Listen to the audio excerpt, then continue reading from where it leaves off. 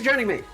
There we go. I'm Messy for people's streams who have not encountered me before. I have occasionally hit golf balls at various other people in the streams that you're looking at before. So if you recognize me less from my speaking voice and more from, that's probably what that was. But this is a tabletop role-playing game called Gallery that I've been developing for close to 2 years now. It'll be funding on Backerkit pretty soon, in the next 15 days, actually. The link is probably plastered somewhere on the stream that you're currently looking at. Please feel free to come follow it. If you want instant access to a preview document, you get it just for following along. There's also a YouTube channel that has videos covering every spread of the preview document, so you can see my thought processes going into development and various other things about the game. We will learn about the game presently with all these fine folks who have come to join me. But my hope is that by the end of this, you'll have a great time and find a new world that you want to play in. So right quick, I know all of your people know y'all, but just for the sake of making sure that we've got everything right, you people want to introduce yourselves and your pronouns? I'll go first. I'm Tama, she, her. Yeah, just a variety streamer. I've already forgotten if there was something else you asked about. No, just that. Okay. Just so we know everything. Yeah. My name's Zeno. I'm a temporary sort of a hobbyist streamer. My pronouns are she, her. Belly. I'm Go ahead, sorry. I'm Azata, pronouns are she, her, and I'm a would-be streamer. I and then I have computer issues and have to back off for a while. My name's Bagel. My pronouns are she, her, him, because I'll always be him. And I mean, y'all know me. Presumably that's the one where most people are logged into right now. But yes, thank you all for joining me.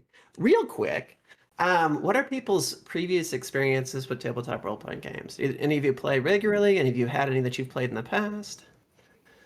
I'm pretty new for a lot of this. I feel like I think about the fact that the last time I did like an actual D&D campaign was when I was in my teens.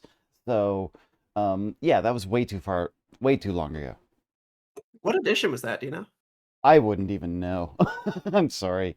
I mean, if it was over 20 years ago, though, would it? It's probably 3.5 or Oh 3. my God, Yeah. that does sound I would guess right. 3.5. Yeah. My parents were into tabletop games, and I got into it through that. So basically, almost all my life. I'm over 40. Nice. So lots of experience there. Belly. I don't have much. I've tried to get into it. All my roomies are really into it. We have our dining room is pretty much covered in like tabletop games and stuff. I've had some difficulty with it, but honestly, I've been very open to it, and I've always really wanted to get my brain to the place where I could really figure it out. Awesome. I'm sure this whiskey will help. I cannot attest to whether or not that will or won't, but we're going to find out live.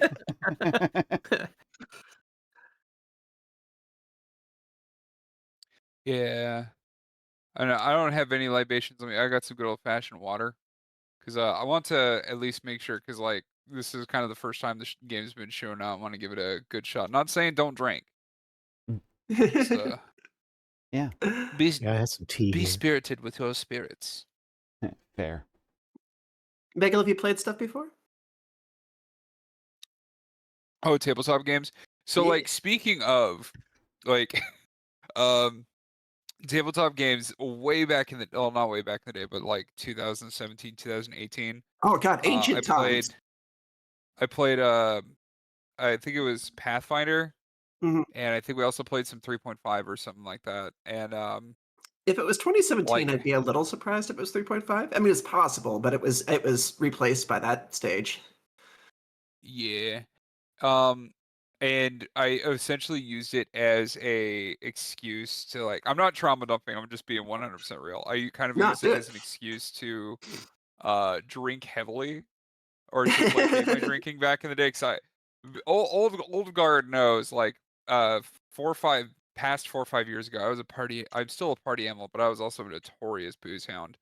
And I essentially, when I was playing board games, or when I was playing Pathfinder or D&D, I forget which one, I made a tabaxi bard that like all they did was like perform at bars to pay for their bar tab and a place to sleep. Like that was the whole thing. So I would quote unquote get into character by just getting sloshed. But now like especially with the last we were playing the board game I had mentioned that the board game that we did about a month or so ago. Yeah, that was hot sauce. Yeah, that was real fucking fun. So I think the curse is lifted. I'm more than happy to give it a board games and tabletop games a shot again. Yay, I'm glad. Well, hopefully, yeah, there's some other stuff to go into this time around. Congratulations on altering your patterns, since that appears to be the goal. Yeah. With that, my cat is prowling around my feet. Uh, I've been in and out of tabletop Yeah. games for most of my life. I started it was high school, I want to say. I started developing about 10, 11 years ago, and made the first edition of my first game put out the first edition of the first game, which was not Gallery, it was a different title, about 11 years ago. And it was, riddled with issues, as first attempts often are. Put out a second edition to that one, and this is the second large-scale franchise that I've put out, which is unrelated to the first franchise. Gallery is its own standalone product, but it's definitely kind of my opus, and I'm hoping that it's the one that touches the most people. The first title that I kind of put out was a little bit of a mixed bag of feelings, trying to figure out a lot of things. So this is the first game that I've been able to build having figured out a lot of things finally. And I'm hoping that that speaks to people and gives them a place to talk. There's a lot of queer themes, a lot of transformative themes, a lot of just sort of like understanding experience or reflecting experiences that are not in line with kind of neurotypicality or heterotypity or anything else like that are put in this game. And this particular franchise is following I'm just calling it the TV Glow philosophy of it's not really here to explain itself to people who don't necessarily resonate with it. It's just here for the people who resonate with it. And I'm hoping that the folks for whom it's for find it and get to create it and have fun. That's wonderful. So if y'all Awesome. have your books available to you, it's split into 2 books. Muse is the player's handbook. It's it's got all the rules. It's got all the things you need to play. It's the kind of thing that you'll probably be digging into every time you play the game. For reference, for your abilities, for your spells, which is called brushwork in this game. The other book, Stagecraft, is quote unquote the DM's guide, but it's not secret. It's not a thing that only one person's allowed to look at. Nobody else at the table is supposed to look at. It's just a book that has niche rules and enemy stats and something that you don't necessarily need every time you play, unless you're the person running the game. So I call it a table book. One per table is fine. But it does contain additional fiction. It contains additional world lore. It has, unique abilities and stuff in it. So if you find yourself enjoying the setting, it's definitely worth picking up. It's just my philosophy when I put the thing together was I can either sell people a 400 plus page tome that costs a fortune to print and falls apart in 2 years because it's just too big, or I can split it into 2 books because you're only using half of it at a given point. Fair. Yeah, that makes sense. Yeah. Especially since one of the Um, 2 books is kind of more, as you said, like a table book rather than one that everyone needs to access all the time. Right. Yeah. It's a thing that you can get by sharing if you need to. The other one is the one that you can start with. So as far as character creation goes, the philosophy behind this game is very easy to pick up, and a lot of character creation is just kind of vibes based. We'll hop into that real quick, but I want to cover a little bit about the environment and the kind of story that you're getting into, and some of the default expectations that the game makes, or not expectations, but assumptions that the game makes about the players that you're creating. This is a game with a bit of a story. It's a game that has a world and a certain type of character that you're building, where it assumes that certain life experiences are intrinsic to that character. So when it comes to deciding what kind of muse, which is the name of your kind of critter, is going to be, it's good to keep these in mind, because if you don't follow those philosophies, you're going to end up feeling a little aimless. That said, the philosophies are things that are probably pretty familiar. Understanding that something feels wrong or awry or not settled properly in your skin, feeling like the rules of society are not necessarily landing in a way that fits with the way that you think, feeling callings toward different forms, different features, different life experiences that might just be whether they're a different gender or a different appearance or different anatomy or even an entirely different society that isn't, even human in its particular outlook. These are all just sort of things that have settled into your character as a thing that they kind of had to live with, but bit by bit, it's getting more and greater and more pressing. Until they begin to believe a little harder that perhaps the skin that they're in is not actually skin at all. This culminates in a thing called manifestation, which will both make them aware that they are not a human, but a muse, a thing that they won't have immediate definitions for, but it's a creature that is made of this stuff called medium, paint, essentially, potential personified. And this aperture will open up to gallery, which is an exterior world. The idea behind the gallery was that there was a creature a very long time ago, prior to any other creatures, that existed in a universe that wasn't a universe, in a place where time didn't exist, trying to figure out what it was. But despite all the searching and all the questing that it did, it could find nothing to speak to. There was no reflection that it could reflect upon. It only had itself. Every facet of its own personality, but nothing to compare against. And in its last act and first act of creation, it tore itself apart into different facets that came to be known as the patrons. They came together and created this place called the gallery, which is filled with essentially the flesh of potential. It's a substance that could be called magical, called medium, that everything that can think, everything that can dream, everything that can create has available to them in different amounts. Typically, humans have an amount that's available, and in the gallery they can do things like paint small sketches that will cause basic effects. There are creatures that have greater calling on medium because they're not held back by social rules and they can do more profound effects. And then there are entities that are built entirely of medium, fully brushwork created entities that are called notions. And they typically embody things like certain emotional states, curiosity, interest, lust, friendliness, mischief, depending on the nature of the notion, and even more powerful ones that are typically called nightmares that are embodying things like anxiety or fear or hatred or anger, built of the very stuff that is used in all this magic. One of those things is called a muse. The muse is what you're playing. It is a type of notion. So the way that muses came to be is in the world of gallery. You have the ability to channel your medium in real, active, palpable ways. You can create with it. You can generate objects. You can create. I heard a meow.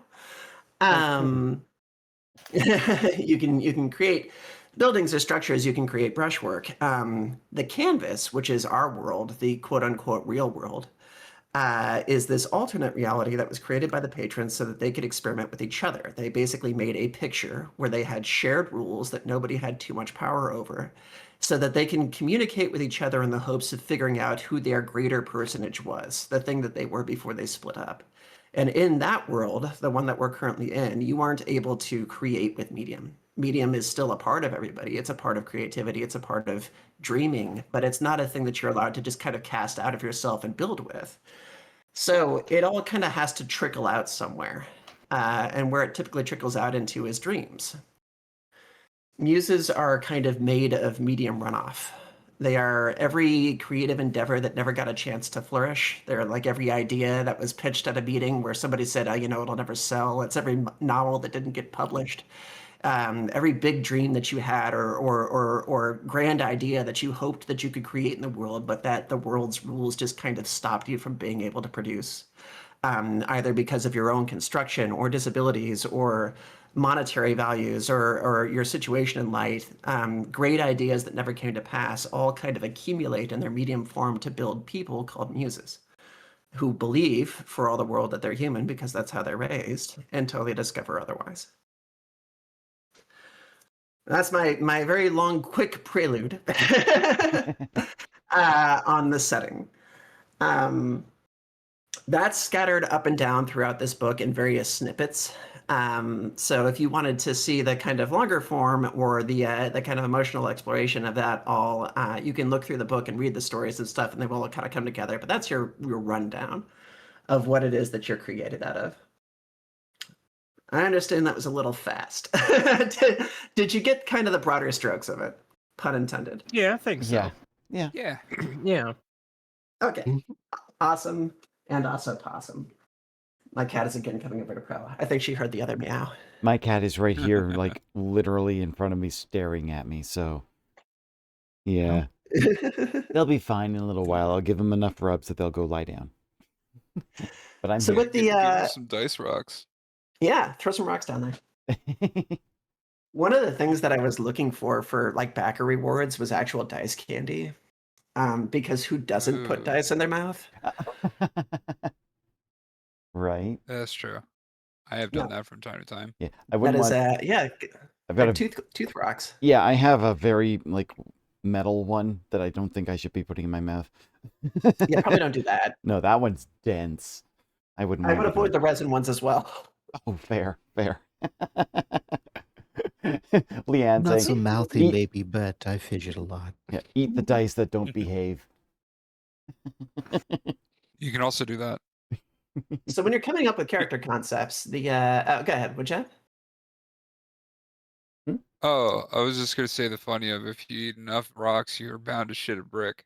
But That's true. continue. Yeah, it all comes out in the end, doesn't it? One can hope. So when you're building your character, the kind of assumption that the game is making, as I kind of mentioned before, is that your character has had this life experience in some way or another. This sort of like othering that they can't necessarily put a finger on. You can determine how much you want that to manifest prior, how much that's covered them, where they're seeing that, what that's running into. That's all part of your personal experience. It just is the primary like motivator plot hook for manifestation. But there's the most important part of this game is yes and. If you have another way that you want to project that or work with that, by all means pitch it.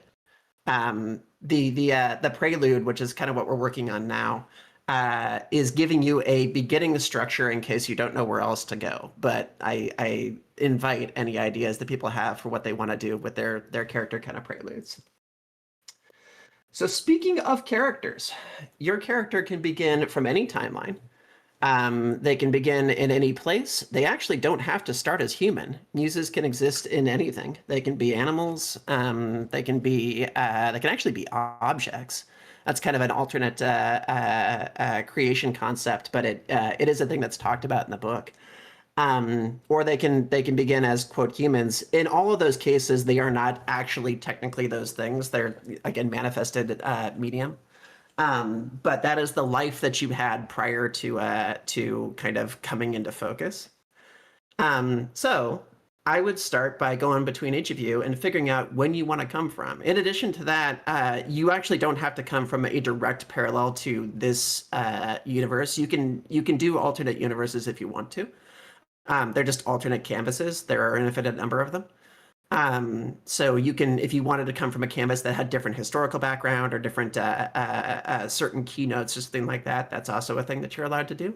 The only rule that really governs your canvas is you can only go backward in time. You can come from either right now, which is called the wet line. This is the furthest the paint has solidified so far, or you can come from any stage behind this. You can create a quote future if you wanted to change the way technology had advanced in your canvas, but like time-wise, the end of progression is now. It's not like the time travel in this time doesn't go into the future. Heard. 10-4. Okay. Let's start with Zeno. Do you have an idea of when you'd like to come from and who you'd like to be? Oh gosh. Don't have to think about any other details other than like what kind of personality or where you might want to emerge from.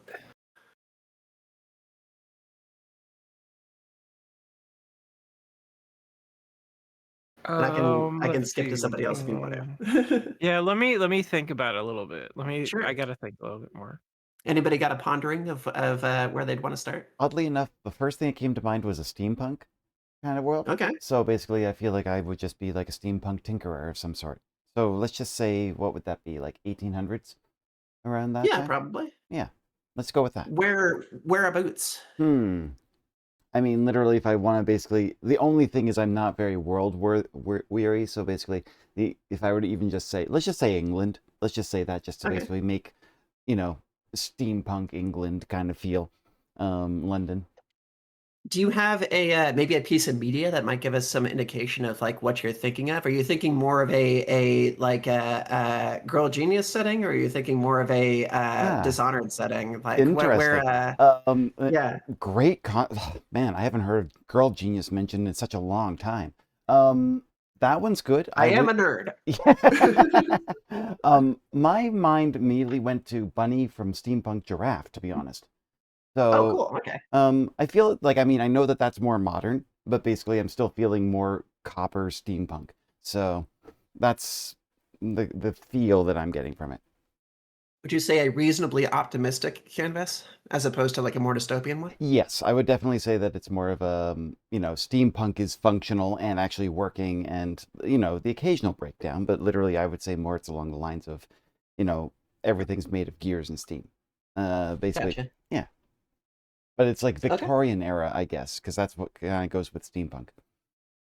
I'm gonna have you hold off on your name just yet. I Okay. mean, this is the way that I think. If you've got one already, go for it. But I tend to have an easier time figuring out origins and then hanging on names later. So Perfectly fine. if you've got one, fire away. But I don't have one right now, but I'm going to start putting together a notepad.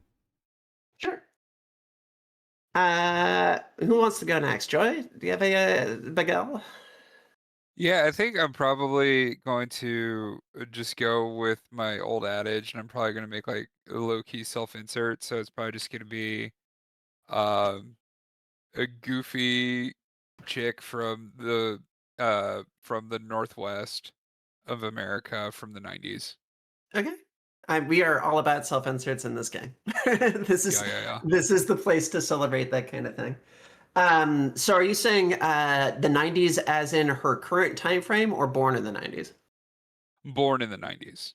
Okay. Do you think this character is going to be encountering this like situation in her life prior to the current time, or do you just want to have it be a wetline character who's like 30 something or something in the current era? Yeah, let's just have her mid-30s. Okay, so this is a wetline character who's essentially just from the modern era as far forward as the canvas currently goes. That'd be correct. Yeah. Do you want to alternate the canvas at all, or are you just going from here? I don't really know what I would be altering from the canvas anyway, so probably just kind of That's keep fine. it as is. Okay, so we have a current wetline character from, you said where, Pacific Northwest? Yeah, because I mean technically Idaho is the Pacific Northwest. That's where I was this is where I was raised. Okay. Zada. I want to get a little bit weird with it. What I'd like to play is a recently discovered dinosaur Ooh. that started out as someone's headmate or tulpa. Oh, Ooh. fun. Okay. So either the Dulisaurus, which is a theropod herbivore, or the Sinosauropteryx, which is a cute and similarly patterned theropod that I think was a scavenger or carnivore. Okay, so this is where's the kind of physical body from? Um, the host body would be Midwest America, modern day. Okay, so we've got two people who are from the same canvas, different locations, and one of them is having kind of an interior manifestation that's taking place so far. Yeah. Zeno, anywhere? Yeah, like I want to just insert my own lore into this. Honestly, it might be kind of fun. How about it? So, I would say probably the time period go with modern day, but we're gonna do like more of like an alternate future where there's definitely more advanced tech or there's more uh work put in advanced tech, maybe not in modern life, but like in the private sector for sure. So, and my character would be mostly a polymorph, which is an advanced type of shapeshifter. So they're originally a coyote, which has evolved for many, many years to be the form of a coyote. Basically, the lore is that back like in the Jurassic period, my species was like a polymorph that would take the shape of other species, gain their trust, and then devour them because they're carnivores. And over the time, the polymorphs made friends with actual coyotes, and then they stayed in the form of coyotes so long they just became coyotes, and their shape shifting abilities became dormant. So coyotes just as the coyotes died off, the polymorphs who were more adapted to survive ice ages and such like that basically just took over as the actual real coyotes died off. So Hmm. the idea is I'm now one of the few people that is tapping into using their own knowledge of genetic manipulation, tapping into the old ability they used to have.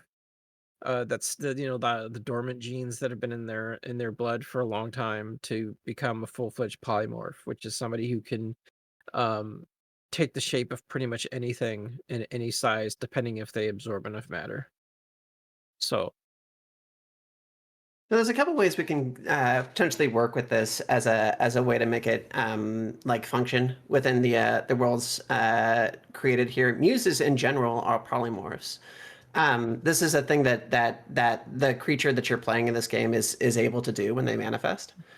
If you wanted to go with this kind of story, you could have an actual coyote who then manifests into a muse and discovers this thing about themselves. It could be that in the canvas that you're working from, coyotes were engineered based off an earlier idea or something like that.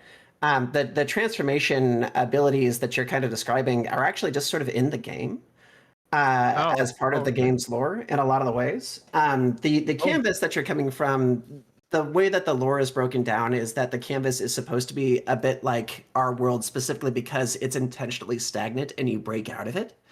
So I think you can get this same story by creating a coyote character who then manifests, or by creating a character who's human who has been working with coyotes in one way or another. As Therian figures out some connection to them and manifests in that direction, or one way or the other. maybe I could trade like genetics for just being a genetic scientist that's trying to better understand the canvas. I can Uh, unlock some sort of thing about it. I don't know. Yeah, no, no, Maybe. no. Like, so the canvas as our world is not a thing that's necessarily like known about here, right? Yeah. We just exist, right? But you can be a scientist who is trying to like who has these feelings that there might be another place, there might be another existence, there might be something to these different existences, and you discover gallery that way. Like I'm saying that like this totally works, but you've already progressed your plot. You can dial your Yeah. plot back to closer to the beginning, and we can do all that live, because that's Oh, kind of okay. your intro. That's your prelude. That's Okay. what we're playing presently. Well, Sweet. in that case, I can be a coyote who's trying to examine the existence of like the fabric of existence and discover something that they didn't know at some point. Hell yeah. We can just Okay. go with I, that. I can Okay. I can All right. totally work that in here. I think that'll work great. Awesome. All right, so we got some starts. Just basic things to know about. Are people beginning cis, trans? Are they? Is there any events in their life that have been kind of like big or noteworthy? We've got one so far, which we have a coyote who is beginning to kind of just have more complex thoughts than most coyotes. You know, they're having strange, esoteric ponderings that probably aren't necessarily shared by most of their species. So that's a thing that is beginning to like change them. What else with anybody else? Have you, discovered queerness? Have you done anything life expectancy or life experience wise that is kind of out of the norm? Hmm. For me, I was thinking something around lines of being cis female, but basically just kind of exploring, like at this point in their life, they are exploring their sexuality and kind of realizing that there's a lot more to the world than what they've been led on. Okay. I don't really have much more than that, but that's what's in my head. How is this working in a family and social circumstance? Is this a thing that's being received well? Is this isolating? Ooh, that's a good one. I mean, considering I, that will- I'm thinking I will caution 1800s. people ahead of time. Yeah, that. Sorry to interrupt. I'll caution people ahead of time that this game is more concerned with these questions than it is about whether or not you're using a great hammer. The game is kind of about like personal exploration and vulnerability more than how much damage you're dealing. So these are questions that will come up. Let me know if I'm Yeah. probing too hard. No, perfectly fine. Honestly, because I realize that basically saying that I'm looking at an 1800s Victorian era person, that probably would not go Yeah, over well, in that world. definitely So something that's touchy. Yeah. yeah, okay, awesome. I'll keep How with would you? that. I would say there How is would you a say she's going about this? Is like a secret thing absolutely and closeted, like basically, very curious, but at the same time, absolutely terrified of what could happen if society finds out. mhm. Literally being able to work in the steampunk type stuff and being able to be there, but basically at the same point kind of realizing, oh shit, there's stuff happening, and if I basically get found out, my world could be turned upside down. I could be arrested. I could be killed. I don't know. Something is going to happen, and I just do not want that to be exposed right now. Gotcha. Bagel. Uh, Continuing with the self-insert aesthetic, a lot of repressed Therianism and gender expression. Okay. It's not very it is the opposite of supported from growing from the family model that she's been in. And I say she because like that's probably going to be like the expression that she has like down the road, but like right now it's just kind of like well, Right. Yeah. Pre-transition kind of deal. if I if I was to actually have this like true it's like my form, then that means I would probably be in my actual 20s. Gotcha. Which you can Um do if you want to. Like you're not locked to these decisions you've made. Go ahead and yeah. swap it if you want to do Yeah. that. So yeah, it'd be a quote unquote cis dude, but like, growing up, really liked climbing trees, had problems eating, fucking raw meat, learned to swim before he could walk, type shit. Nice. Do you how about like friend groups? Are you running into friend groups or are you in like, chronic online groups that are just terrible about everything? Not that I'm reflecting So any personal experience, but no, no, no. It was very difficult to have a lot of. I was with the nerds in high school. I didn't really have a lot of friends in junior high or elementary school, and yeah, no, a lot of my interactions were part of like on like CD internet groups and geek right, yeah. fandoms. So there's probably either a fear about being found out or being one of those quote, examples or something like that, or just a complete disconnect of like, whatever I'm feeling must not be that because everybody hates that. Yeah, exactly. Azada. Okay, so my character, I'm a dinosaur. I'm me. The Mhm. dinosaur character is, of course, starts off kind of agender feminine, but doesn't really understand she's a girl. The host is going to be I've read enough in the manual to really kind of develop this a bit. The host is going to be a trans woman who hasn't figured that part quite out yet. Gotcha. Have you had a chance to look through manifestations at all yet? Yes, I have, Did and you happen to pick one? We're jumping ahead a little bit, but it'll help me like plan your prelude a little. um, well, I look through it, and kind of the initial idea uh was more of the box like one, but I'm also attracted kind of to some of the other inspirations, the mercurial feline and whatnot. I mean, of course, as being a dinosaur, there's the potential for the avians. But you're not But like locked to your species to represent. Like you can pick anything. I'm not particularly locked tightly to it. There's a lot No, of I mean like potential. mechanically. Sorry, I mean like if you wanted to look like a dinosaur, you can pick any of the species. They're not going to lock you into having to look like that species. They're vibes, they're feelings. Right, right.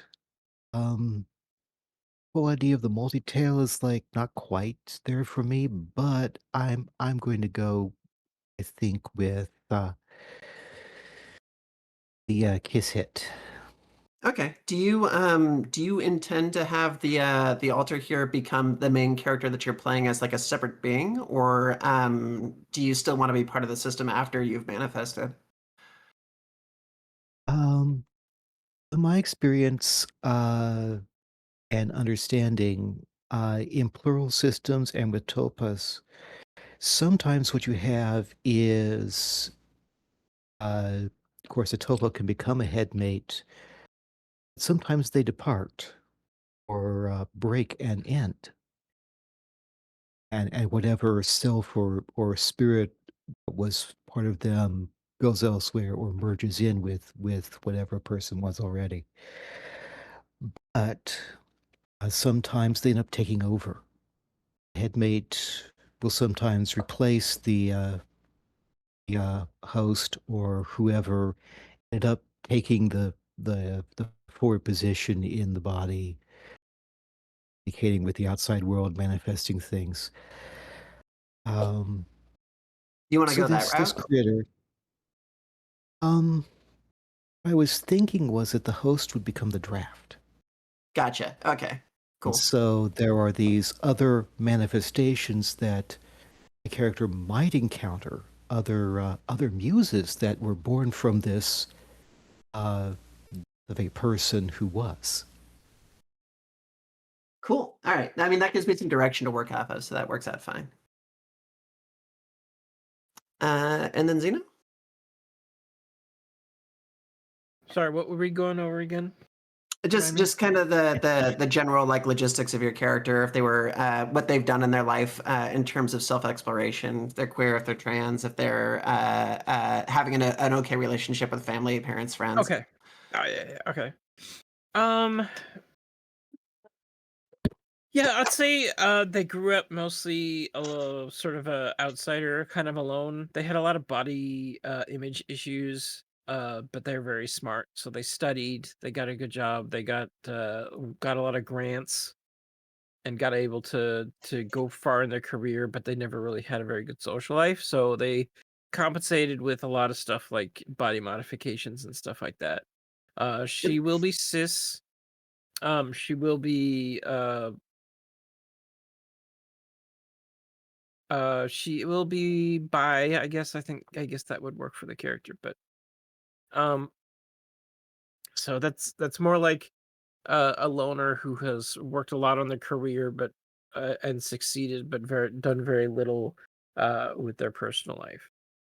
Is that a thing that she's kind of like, I guess, happy about, or did that feel like, survival necessity, and she's dissatisfied with the work, she's just good at it? She loves her work. She feels accomplished on other parts of her life, but she feels like it's like there's other parts of her life that she's never figured out and done everything she could.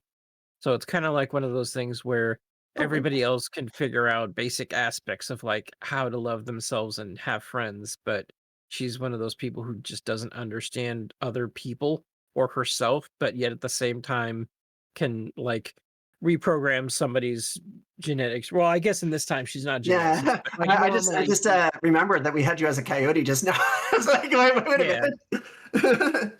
You yeah, wanna- but like in her universe, like it's kind of similar. Really hate to cross reference other media, but I've always seen uh her in the universe that is a mix between like anthro characters and humans. I guess I didn't even really bother to mention that just because it's such a natural kind of universe for me to feel myself existing in, or that my character existing in. Very similar to, oh god, like BNA or other things like that, Uh-huh. where, it's normal, it's part of a evolution, but they're not as common as humans, but they're not, like, unusual, so Let me pitch a potential alternative to you here in light of that, since it does seem like the career aspect might be a thing that you want to go to.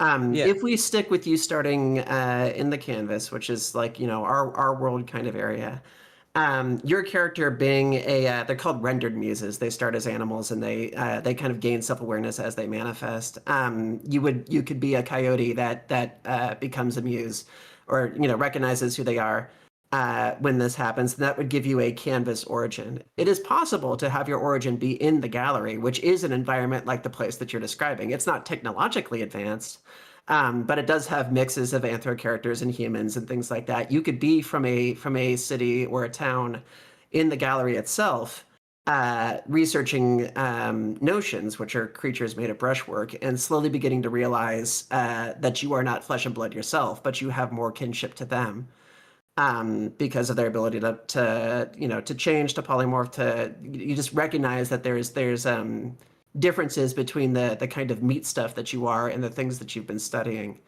And that would Okay, give you an yeah. environment that's kind of closer to the one that you're talking about. It's not necessarily genetics, because the overall like time frame, quote unquote, of the gallery itself is a more fantasy based, but you would Yeah. have that environment that you're talking about. Yeah, because like even in like in sort of fantasy aspects, there's always sort of like a sciencey aspect of it, like an alchemy sort of side. So maybe that Yeah, could for be sure. sort of her background, is if not a scientist, then like an alchemist who's trying to like logically try to understand everything instead of just going with it.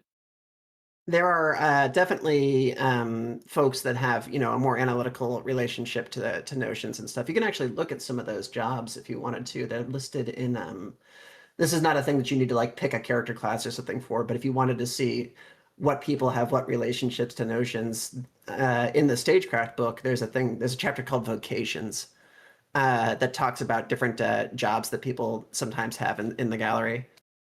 That's on page Okay. 31. If you wanted to just kind of like ponder through those and see what's available, or yeah, that kind of thing. Okay.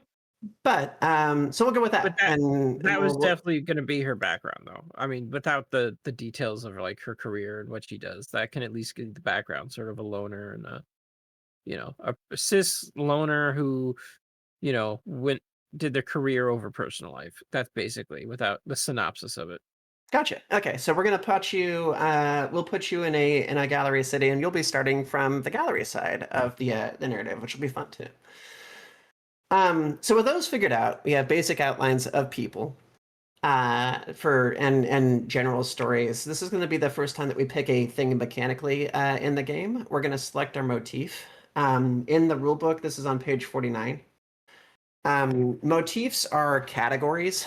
There's 6 different categories. They're based off animals: avian, canine, equine, feline, reptile, and insect.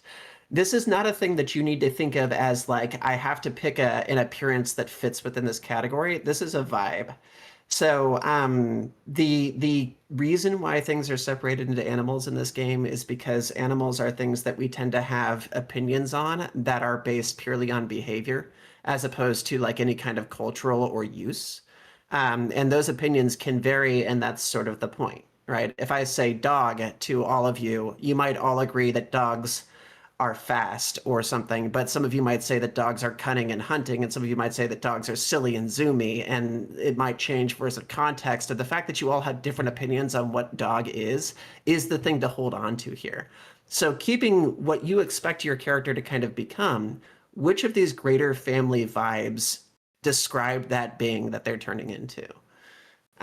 Based again entirely on your own interpretation of what those words mean.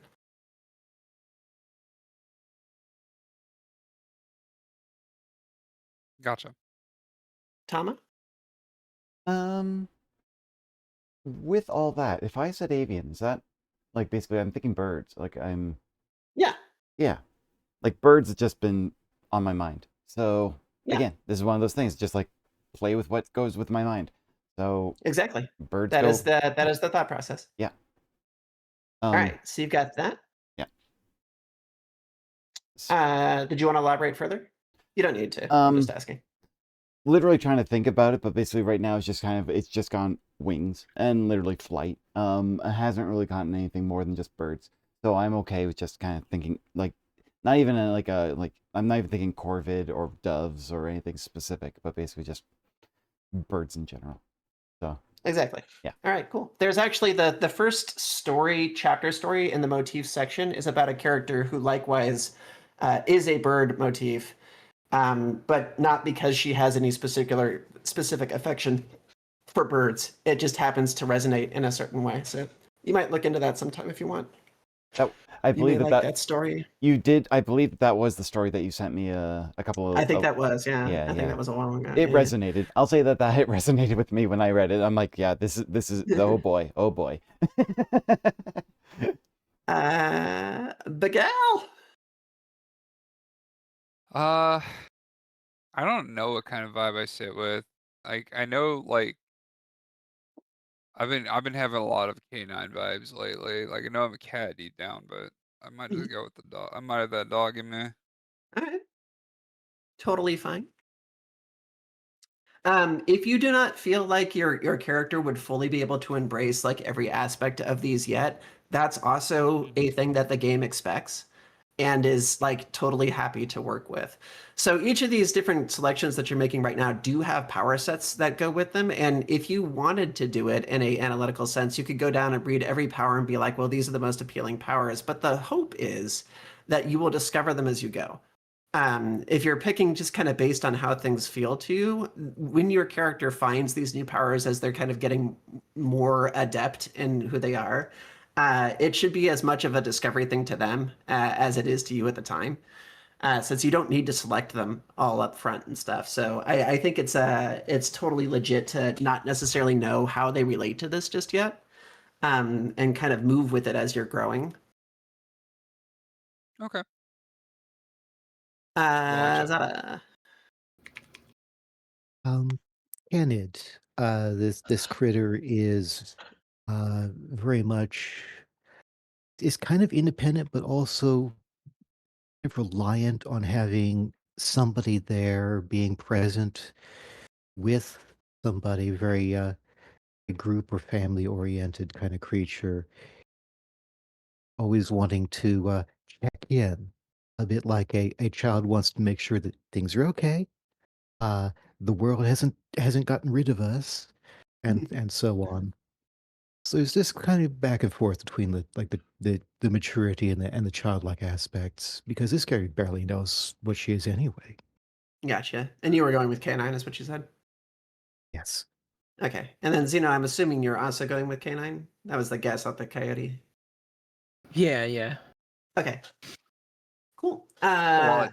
There's a lot of dogs. I might switch mine up to be a cat. There's a lot of dogs, which is, I mean, you can. Yeah, you're welcome to. But also, like, the power sets with the canines play well together. So. Oh, okay. That is true. It's up to y'all. But I would pick whatever, appeals to you most directly. Gotcha. The next section here, it says select your light. So lights are kind of like themes. Lights are representations of it's a pun-off leitmotif, and it's a representation of what kind of plays in the world when your character is at their most vibrant. When they're pulling out all the stops, when they're like channeling all of their medium and all their power into any given thing. This could be a combat thing, but this can also be a great shining moment thing. We had a game where like the characters were locked into an Iron Chef competition and none of them knew how to cook. So they just like blasted. They channeled their light and just made the most amazing food they could. But this kind of moment of power. Light doesn't have to be a specific song that is real. It can be a vibe. It can be a general tune. It can just kind of be a genre. But I find that it's fun and helpful if you do have a song that kind of represents your character to share them with the group. And let everybody else kind of see into the thought process of like what kind of feeling they'd be getting from this person when they are shining most brightly. We're a little limited on that ability based on, copyright violations if we start dropping YouTube clips, but, I can let them handle that. We'll let Right. YouTube take that. Starting again from the bottom, Tama, do you have an idea of what your theme Ooh. or light might be? Interesting. Well, you did bring up sound and music, and so like literally, I am thinking about like songs and stuff like that. I don't have anything right off the top of my head, but what songs have I been thinking about recently? Darn. Like literally, there've been some songs on my playlist where I've been playing them practically on loop because they've been so strong and powerful to me. Um, shoot. Oh, the one I was thinking about was actually a little bit more somber and sad, which is kind of interesting. But it's Which is totally fine. yeah, Yeah. yeah. I mean, I can go with it. And honestly, some of my chatters may actually know, but if I say like Ivy Combs like a ghost, or Ivy Combs Outer Skies, that one actually Outer Skies sounds better. Because that one's like a, really bring everything you've got, head to the stars kind of feel. Awesome. Okay, so how does this resonate with the character? Is this a I'm going to kind of depart from everything to become myself kind of deal? It feels like more of a, well, it's basically like literally finding yourself. It is a basically like shoot for the stars. You might aim for the moon. You might land among the stars kind of feel. Basically, just kind of a gung ho, go for everything. Do what you need to do to basically just be your brightest. Awesome. So it feels almost more of a shine brightly while you're here kind of feel. Very cool. Yeah. Bagel, what is your light, and why is it Propane Nightmares from the drum and bass band from Perth, Australia, Pendulum? That is an insanely close call. If I did not produce this track, which I'm about to throw into the actual like Twitch chat. Oh hell yeah! I love it when we have like self-produced stuff. It was a remix of Paramore's Emergency, which is probably like my favorite song from Paramore. I remember I got it from a demo case CD when I was in, I think it was like Warped Tour, like 2007 or 2008. And like I listened to that track, I listened to that whole CD until like the CD started skipping. Like it was pretty gnarly. But Fantastic. the reason why I might be able to show it, I could show it on stream for like a hot second. If I Yeah. here, let me hide my screen just so people don't see the other stuff. But like it was kind of a pivotal moment because it was at Midwest Fur Fest 2024. Not to get political, but someone got into office that was not really good for us trans bi theory and orchestra critters, and Yeah, I've heard of this. we kind of just needed a rally point. And so there was a point where let me get my screen up, we'll screen it, where the track was played and the crowd itself was huge. And we had the trans pride flag up and everything, and it was just it was a huge moment. Like there were thousands of people all unified together, just like regardless of what happens, like we're just gonna get through this. And I think it was a pivotal moment because like a lot of like my main crew was just not they were not having a good vibe at MFF. And I think the whole set that I did really helped turn things around. But like it was the part when we dropped the track for the first time live that people just kind of like lost their mind with like the trans pride flag like flying around. I think I've seen It was pictures of this. absolutely a vibe. Is There this are the one that you have in pictures. your profile picture? Yeah, the one that in the background, like with me and Midakai, my DJ protege, in front of Yeah. like thousands of people. It was Oh, I remember a seeing that. Renaissance painting. Like you could see the crowd now. It's fucking huge. Incredible. So like absolutely, that would absolutely be my my light. See, I was I thought I was gonna nail it with this, but you had a much better story. No,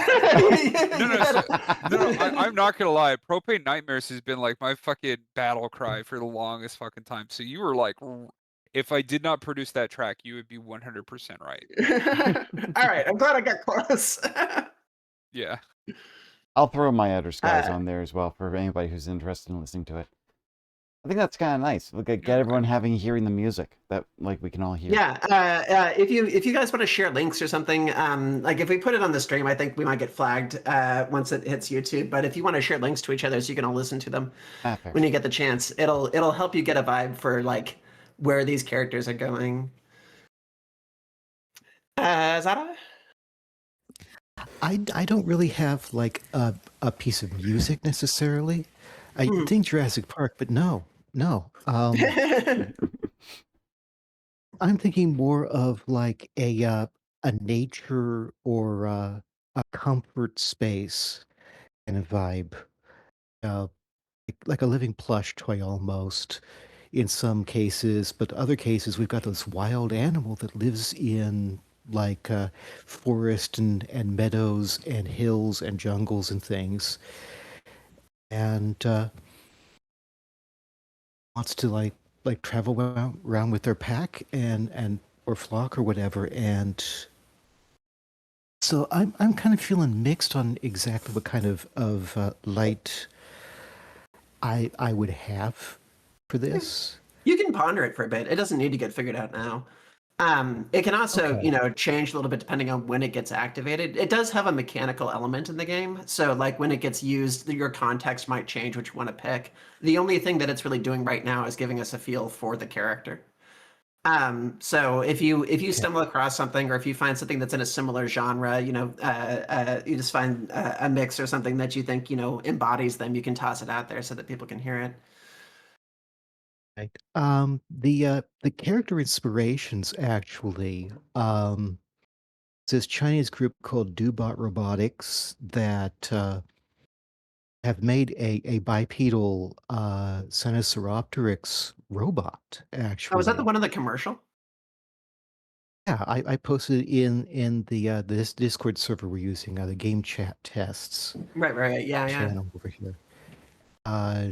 There's two short videos, and then there's a picture from Emmy Chu about the Dulisaurus and what she'd happily do with it.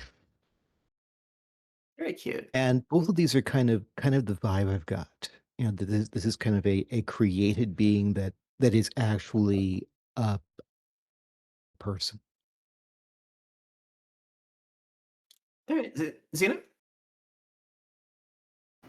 Well, I was thinking about it. It's really hard to just nail one thing. Because I definitely a lot of different moods. Because characters are complex, of course. But Yeah, that's totally I feel fine. Again, nobody's clicking play on a MacBook whenever you do this. It's just it's a vibe. You can have like multiple sounds that are like, yeah, kind of in this area, kind of in this area. yeah, like if I had to pick a vibe that best kind of like really express myself, or not myself, but the character and like the journey they're about to go on, especially since we have a game a lot about identity and expression, and that I think honestly probably would be In Rainbows by Radiohead, like the whole fucking album. Neat. The big reason was because I kind of like reflect on my own personal life of when I was in college and everything, and we're going from like childhood to like moving away, and Radiohead was a big part of my inspiration of my life when I was younger, and it was a period where they were kind of like a little bit defunct and nobody knows what was going on with them, and then right at the time I was about to leave home and start a new life out of California, they released In Rainbows after just being quiet for years, and that album was so special to me, and I listened to it nonstop, on including the move north to my new home. It's such a great album that it kind of better expresses just it's something you want to put on your headphones and listen to 5 times over as you're in the middle of the forest staring up at the stars. And I felt Oh like yeah, that would be the best mood and the best sort of muse to really put for this. perfect. Okay. With those figured out, the next thing is selecting affinities and disdains. All these we've actually kind of covered a lot of them just by virtue of talking these over. This is an affinity is a location or scenario where your character is empowered. where they feel like they have the ability, the means, the energy to just kind of like push forward and do incredible things. A disdain is an environment or a situation or a scenario where they feel constrained, where they can't push forward. They're being held back either emotionally or physically, based on the areas that are around them. There are some examples on the next page, page 51 on the rule book there, of just different spaces. So like serene spaces, like tranquil, quiet groves and stuff like that, or dynamic spaces like parties or crowded markets or stormy coastlines or clubs or something like that. Liminal spaces, decaying spaces, things like that. The examples that are on there are all locations. It doesn't necessarily have to be a location. It can also be a social scenario. Maybe your character feels like held back if they're in highly structured environments, or maybe they feel empowered in places where the rules are things that they, understand a little bit better or something. All this does is it's not a mechanical decision. It's a way for me to understand times that I'm going to put more or less pressure on your character as we're narrating. If you have a disdain for extremely active spaces with dynamic activity, and we go walk into a busy market with all kinds of people like yelling or something, I'm gonna be like, hey, so your character is feeling a little like rough right now. They might be having a hard time speaking. You might have some detriments on your checks or something like that because you have a disdain for this particular kind of environment. But they're not necessarily locked to a specific rule set. It's hints to give me so that I can better play to your personality. So Okay. Tama, what's an affinity and disdain for you? Interesting. So, oh wow, because I'm thinking about this and literally kind of going, well, okay, I want socialization. Something that I can feel that definitely feels like being around people I like, the people who like me. Like, being social is great. However, being around a lot of people, as you were just saying, crowded markets and things like that, busy spaces, where it's just there's too much noise. There's not a lot of focused attention to like trying to rein in your sound, where people are shouting over each other, an auditory issue, I would say. So I would say that basically like an affinity would be basically just socialization, being able to be around people that I enjoy my company with, but also like a disdain would be almost similar, but it's just like people who are that I don't know. I guess strangers even. Okay, fantastic. That'll work fine. Yeah. Big. I'd say my affinity would probably be like clubs, like venues, events, raves, stage presence. So that would be under dynamic activity. Uh-huh. My disdain would definitely be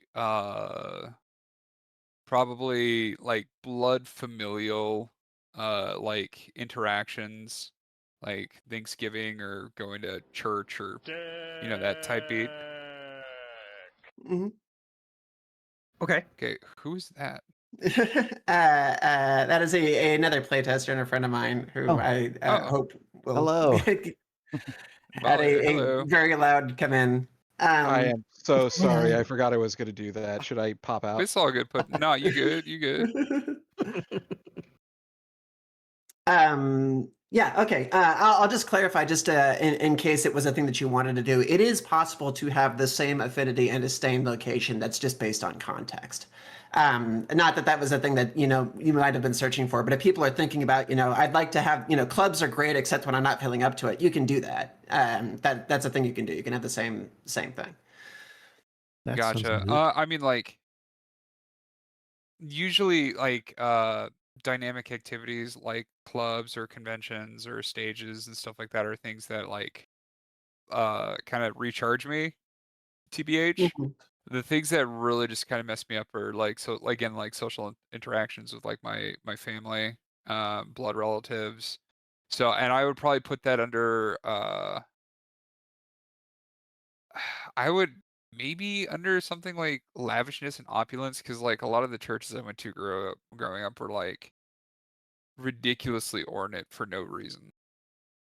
Right. Was it Catholic by chance, or was it Mormon? No, it was Mormon. It was Mormon. Okay, that would explain it. One of these days, I'll show you the. I'm in San Diego, Southern California, and there is a absolutely enormous Mormon church here that is spaceship-like in its design, and it is just crazy opulent. Yeah. Oh yeah, we they're got one of those stupid. down in Oregon. They look like something out from like a pyramid from Egypt or something. It's like, what is going on? Yeah, they're kind of nutty putty. Not to Okay. diss on them, like that's just the stuff that I got going on. Hey, thank you very kindly for the follow, Fox Winner. Much appreciated. Is that a... I'm thinking it might have like a couple of affinities and disdains, and maybe one or two of them do overlap. Okay. But primarily, this little Rawr critter. I keep thinking Rawr as a name, like RAWR. Okay. But she's like curious and investigative and wants to help solve puzzles. So, like, mysteries would be an affinity. When things Okay. get confusing, it's really hard for her, and she's just an animal, and Oh. she's still learning how to figure things out. So, complexity is a disdain. Gotcha. And then, of course, there's comfort as an affinity, not necessarily like a bonus advantage as much as safety.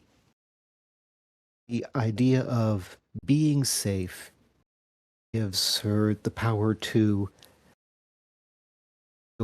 feeling comfortable, feeling safe. Lets her be adventurous. She likes adventure, but being overwhelmed is a thing. Too much stuff going on, very chaotic.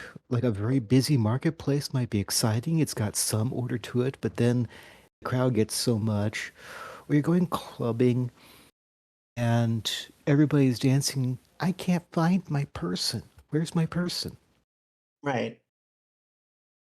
So,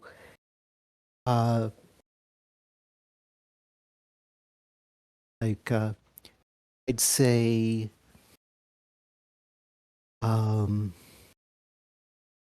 dynamic situations is both an affinity and a disdain, because it's good when she's comfortable, but bad when she's uncomfortable or overwhelmed. Yeah, that works out fine. I like that. Like overstimulation. Yeah. Xena? Well, this one's going to be weird. But I think mine are both the same thing, which is people. And I really mean that. Like, I think, and it's not just for me personally, but the character I'm developing too. Like, I mean, we all put ourselves in the character. What am I kidding? But yeah, very much in this game. That's I think, God, the affinities are people, because I don't think I would ever be happy with other people in my life.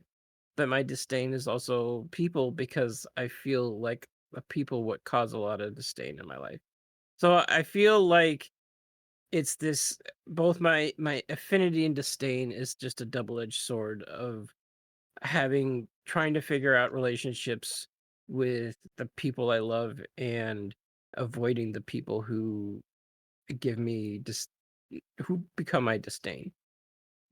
How is other people? And I see that as as a creature that has a social anxiety, but at the same time a creature that just doesn't have any joy in their life without the people they love.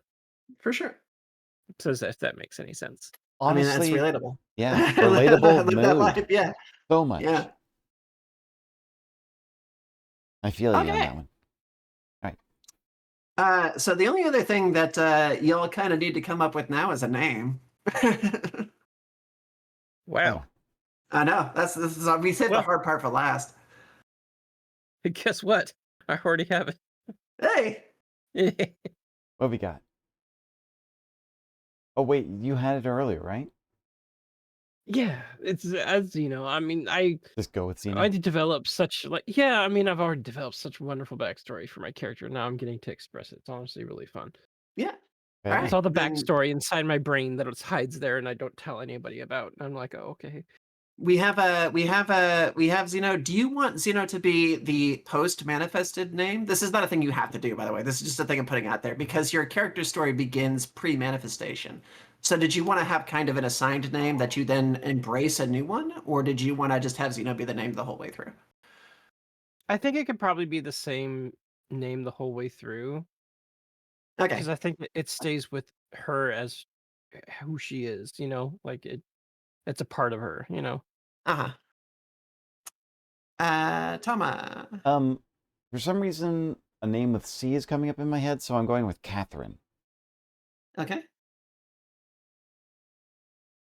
And all right, yeah. Yeah. And then Bagel. Hopefully I'm not like because again we're doing like true to form for like, or at least for mine, which is just kind of like self-insert. And from around that time, I used to go by House, so we're gonna go with House. Okay. Is that a thing again? Do you want that to be a because your character is also kind of transitioning in game? Did you want that to be a pre or post thing? Free. Okay. And then is that the headmate's name? Oh, I dropped that in the voice Oh, that was chat. Rar, right? Yeah. Yeah. Gotcha. All right, cool. So we have actually completed all the stuff that you need to kind of get started. The only thing left to do is just pick a couple skills, and I'll show you all how to do that. There's no like complexity that's really associated to it. Just like, I want my character to be good at this, that, and the other thing. So let me show you where you're at in terms of statistics. We had a couple canines, so I'm going to start you there.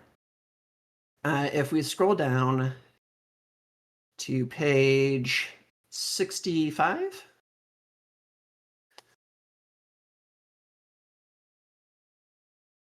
Oh yeah, well, there we go. On the left-hand side, you're going to see this template based for canine characters. This is where all of your numbers just kind of are. So when we're going to do checks and stuff, you'll be referencing this. They grow as you grow, and as you get stronger in the game, they'll change. But this is where you start, so that nothing has to get mathed to begin with. The only change of this that you need to do now is add a few points to those skills that are listed in that left-hand column, the athletics, communication, creation, culture, those guys. You have 6 points that you can put into any of those in any combination you want to, as long as none of them are higher than 3. And the points do what they would do in most any game. They get added to a roll to make the roll more likely to succeed. We'll cover how those rolls work when we actually get to them. But they do largely what they say they do. Some of them have a little bit more of an esoteric thing. There is a description of what each of the skills do at the beginning of this section, but you can kind of just read them and guess. So based on whatever it is that you think your character is particularly good at, you would just be putting additional points into any of those things. We don't have interactive character sheets yet because, again, the game hasn't been fully published or anything like that. But if you want to just put a note down, even if it's just on a piece of paper or something of where you're putting your 6 extra points, you can put them into any of these sections as long as nothing is above 3. And you can add them to the points that are already there. So canines automatically have these points in those locations, and you can just add them to them if you want to. Okay. What else do we have? We got a canine. Bagel, did you just got to go with feline, or are you sticking with canine? That's a good question. I guess at that point, and well, these are ones we kind of stick with for vibes. Eventually, I'm canine, but definitely was heavy hardcore into the fucking cat motif back in the day. So there's a number of Yeah, ways you can do that. You could pick canine as your motif template set, and just sort of as you're beginning to. In fact, this is the way that I would do it because I think this would be fun. If you look off to the right of that page, you'll see a bunch of abilities. There's a motif power set at the top that says pack animal trackers. At level 2, you can see some more stuff that are popping up. These are powers that your character doesn't by default know. They're things that they just kind of learn about themselves as they're going. If your character originally identified as feline, and just sort of like thought that was their look, but as they become more and more themselves, they start feeling more inclined to do things like howl, which is an ability at level 2, or more inclined to behave like a pack animal, which is a default motif ability. They might discover over time that they have greater affection to this kind of look, this Okay. feeling. And that would be fine. Swapping templates halfway through the game isn't a thing that has mechanical rules, but there is a way to take abilities from different templates and mix them. That's a thing that you can get from patrons for favors. We'll get into that later on. It is a thing that can happen though. If you find something in the feline template that you really just want to have, there's a way to get that into your character. But the way that I would probably run this is I would have your character believe for all the world that, you know, they are this lone large cat thing. And as they begin to have a family who understands them, they start discovering that their abilities and their powers are beginning to lean them more in this direction. Again, you don't have to look canine to use the canine template. Okay. Yeah, let's go with that then. Okay. Did we have somebody in avian? We did, yeah. Yeah. You are on the page spread that's right before this. Yeah, I found it. I've put in my updates on there. Okay. All right. If anybody has any questions about the specific skill abilities, like what they apply to, feel free to ask or read, whichever's easier. The place where they're listed is on page 59. There's a proficiency list there that has all the things that they do listed down. But they do largely what it seems like they do. The only ones that are a little strange are like operation is using a tool or an object the way it's intended to be used. Sabotage is using a tool and object the way that it isn't intended to be used. Team And Burn then Girl is going to do a lot of sabotage. survival is also things like medicine. So survival is all the stuff that you would kind of expect survival to be used for, but it also, if you're doing things like medical treatment, that's survival. Creation is a kind of a catch-all ability that will also play into certain aspects of your brushwork. So it's a little bit of a magic skill, but it's also anytime that you're trying to generate artistically, which weirdly enough comes up fairly often in this game, as opposed to like other games. Like if there was a painting skill in D&D, you'd probably be like, well, that seems like a point sink. No, that comes up a lot in Gallery, actually. Gotcha. Okay. Cool. Communication Okay. includes any type of communication, lying, being earnest, being intimidating, all that stuff is communication. Culture is kind of a general knowledge for behavior in different spaces or interpreting how different things are when you look at them. Oh, in that case. In that case, there you go. I think that's probably better.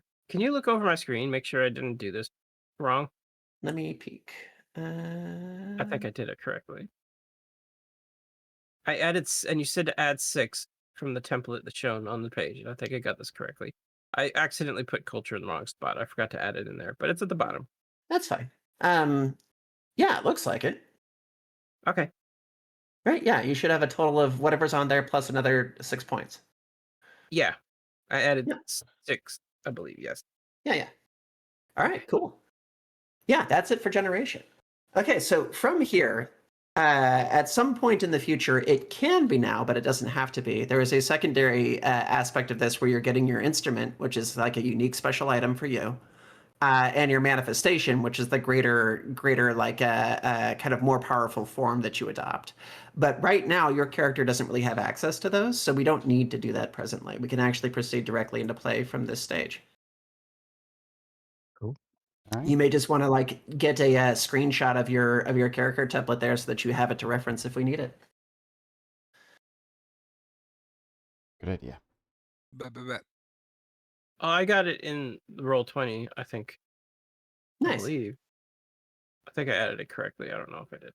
Well, I mean, that's the yeah. So those are your proficiency points. The other numbers that are on here do matter too. You'll need to have them around, but if you just like have it up on your screen or screenshot it or something, you know, the math's not going to be complicated.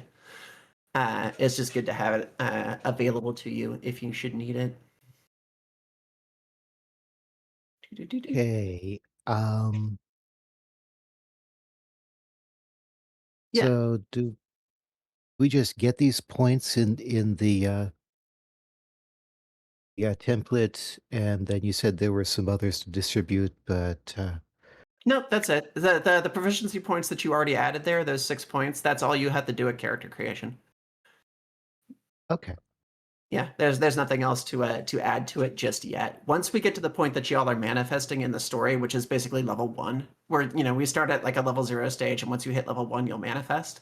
Then you'll get your second template, which is the manifestation template, and that's just a Wow. step that we can do at that time. We don't have to do it now. It would be good for y'all to start thinking about what you want to manifest into, just because it helps me steer the narrative. But like, you don't need to like ponder those decisions, or you don't have to write that stuff down presently. I just If you had an want to get idea it, for go how on. the tales actually manifest.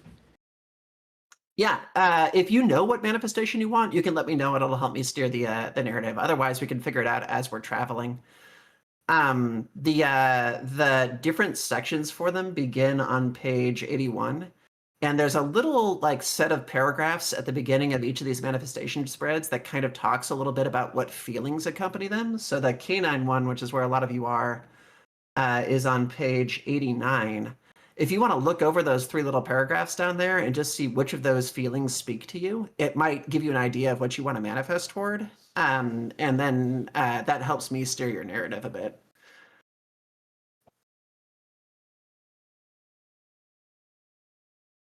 I know we already had somebody pick the Kishit. Avians are near the top. Yeah. So that was, yeah, if me. you, that's page 81. Yeah, I'm literally looking at, there's like 3 different avians here.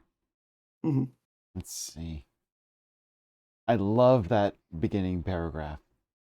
Often an avian manifestation spent much of their life trying to fit in, only to finally realize how profoundly important it was for them to stand out as an example of the joy of personal expression. Ugh. Yeah, Sorry, felt. love that. Oh, My Minecraft oof. Do I have the fucking Roblox oof right off the rip? It just says oof. there you go. Yeah, there we go. I'm just thinking more of the swamp. I know I have that somewhere. I'm not about to be risky for Bisky with the soundboard on a. Fair. This is on a recorded line for quality and training purposes. Oh God. Yeah. Fantastic. If So basically, I'd say you'd that. like to, Sorry, go ahead. go ahead. I mean, if we want to choose a manifestation to pick through of these, I feel like I kind of go with the Curion. The Okay. embodiment of light and Just life. hold that. Yeah. Yeah, hold that in your head, and as we start moving toward that narrative, I can lean in that direction, Sure. and then you can kind of embrace it as you go. Okay. The page right above that tells you, like I said, your manifestation can look more or less any way you want it to, but there are a couple powers that they have that do rely a little bit on their construction. So the Curion is a dazzling avian of fire or thunder, is shown by flaming or lightning-styled feathers and leaks a sort of elemental purity. How you choose to manifest that is up to you. You could be glowing, you could have a halo, you could do whatever it is that you want to show that. It's just somewhere in your design you're going to want to have some kind of element of either fire or lightning. Okay. Okay. No, I don't think I'm doing this correctly. This one says the Kishit has several ability features that can pop up before manifestation of useful roleplay points, like multiple tails, the closer relationship to the mezzanine, like explorers and seekers of secret spaces. Mhm. So yeah, I'm definitely picking up like sabotage and sneaking. Cool. So that's the direction you want to go. So we'll have 2 Kishits. I actually have 2 Kishits in another game that we're running too. I'm playing one of them. Yeah.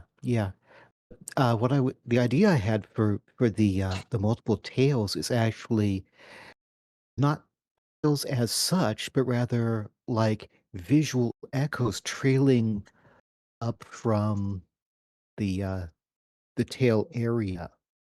That'd be fun. So it's just kind of more of illusion. but each Yeah. of these images is kind of an echo of Rauer as different aspects of self. Sneaky monster and the cuddly plushie and the excited child and so on. Yeah, for sure. That's fun. Bagel, do you have a guess on which of these three you'd want to go toward? What are the 3 decisions again? This is on page 89 for canines. This is your manifestation. This is kind of like your prime form, the one that is you and actually Oh, like oh yeah. fully manifested. Oh yeah. You got like 3 Hellhound for tropes. sure. Okay, cool. Do you know how you want to have the kind of quote heads look? They don't have to be attached to necks. They could be any way you kind of want them. You can have them built into your hands, like Vampire Hunter D. You can have them. I have a character who has them coming out of shoulders. They could be like auras. You can do whatever you want to with them. Probably gonna go with auras because it will allow me to Oh, sorry. It will allow me to also explore system stuff because that definitely happened down the road. Yeah. Okay. Perfecto. Did we get everybody? I think we got everybody, right? Yeah, because you know it already Yeah. picked shit. Yeah. All right, neat. So that gives us a place to steer the narrative. I'm gonna invite everybody to get up, go pee, maybe go to the bathroom before going pee, but you do you. I'm gonna stretch for a second. We can get into some actual play. Okay. Ba- ba- ba- ba- ba- ba- Back ba. in a couple minutes. Okay. Taking a 5.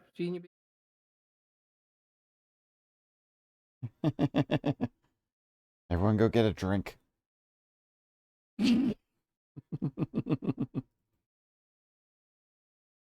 Let's see. Yes, everyone. Okay. We all back? I'm not sure. Is everyone back? I don't know. If you're not here, say something. All right, who's not Zeno. dead? Sound off. Nope, Xeno's still shitting. There. All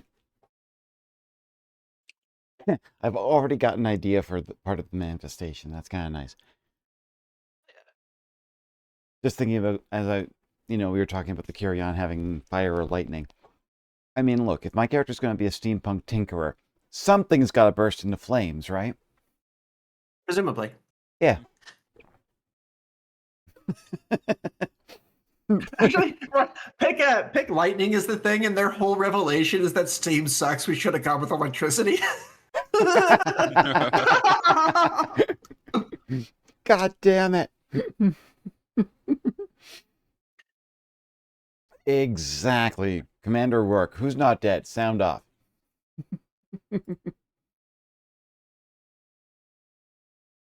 I haven't seen that movie in a while.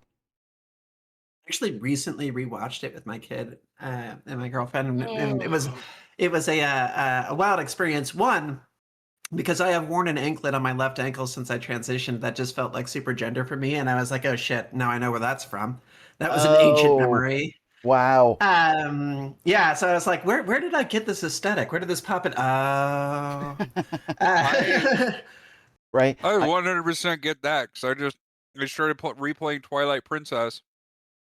It's the first time I played it since since COVID, and I got my ears pierced during COVID. I've had blue hoop earrings. Yeah, since COVID. right. And I played the game like, is it Wolflink has shit. it? Yeah. Wolflink has Yeah. blue hoop earrings. Yeah. Oh, I was reading a book a year ago, the Tea Dragon Society, and one of the characters was a dragon that basically didn't have a horde, but they just had bangles. And I'm like, I really want bangles. Fuck, now I realize that because it's sort of like, that's one of those things I'm like, I'm getting a lot of dragon feels these days. Why am I feeling this way? Media resonance is the thing. There's a reason I am so big on trying to publish, just experiences and weirdness like this because it's fun. Speaking of weirdness, what do y'all think of the character generation process?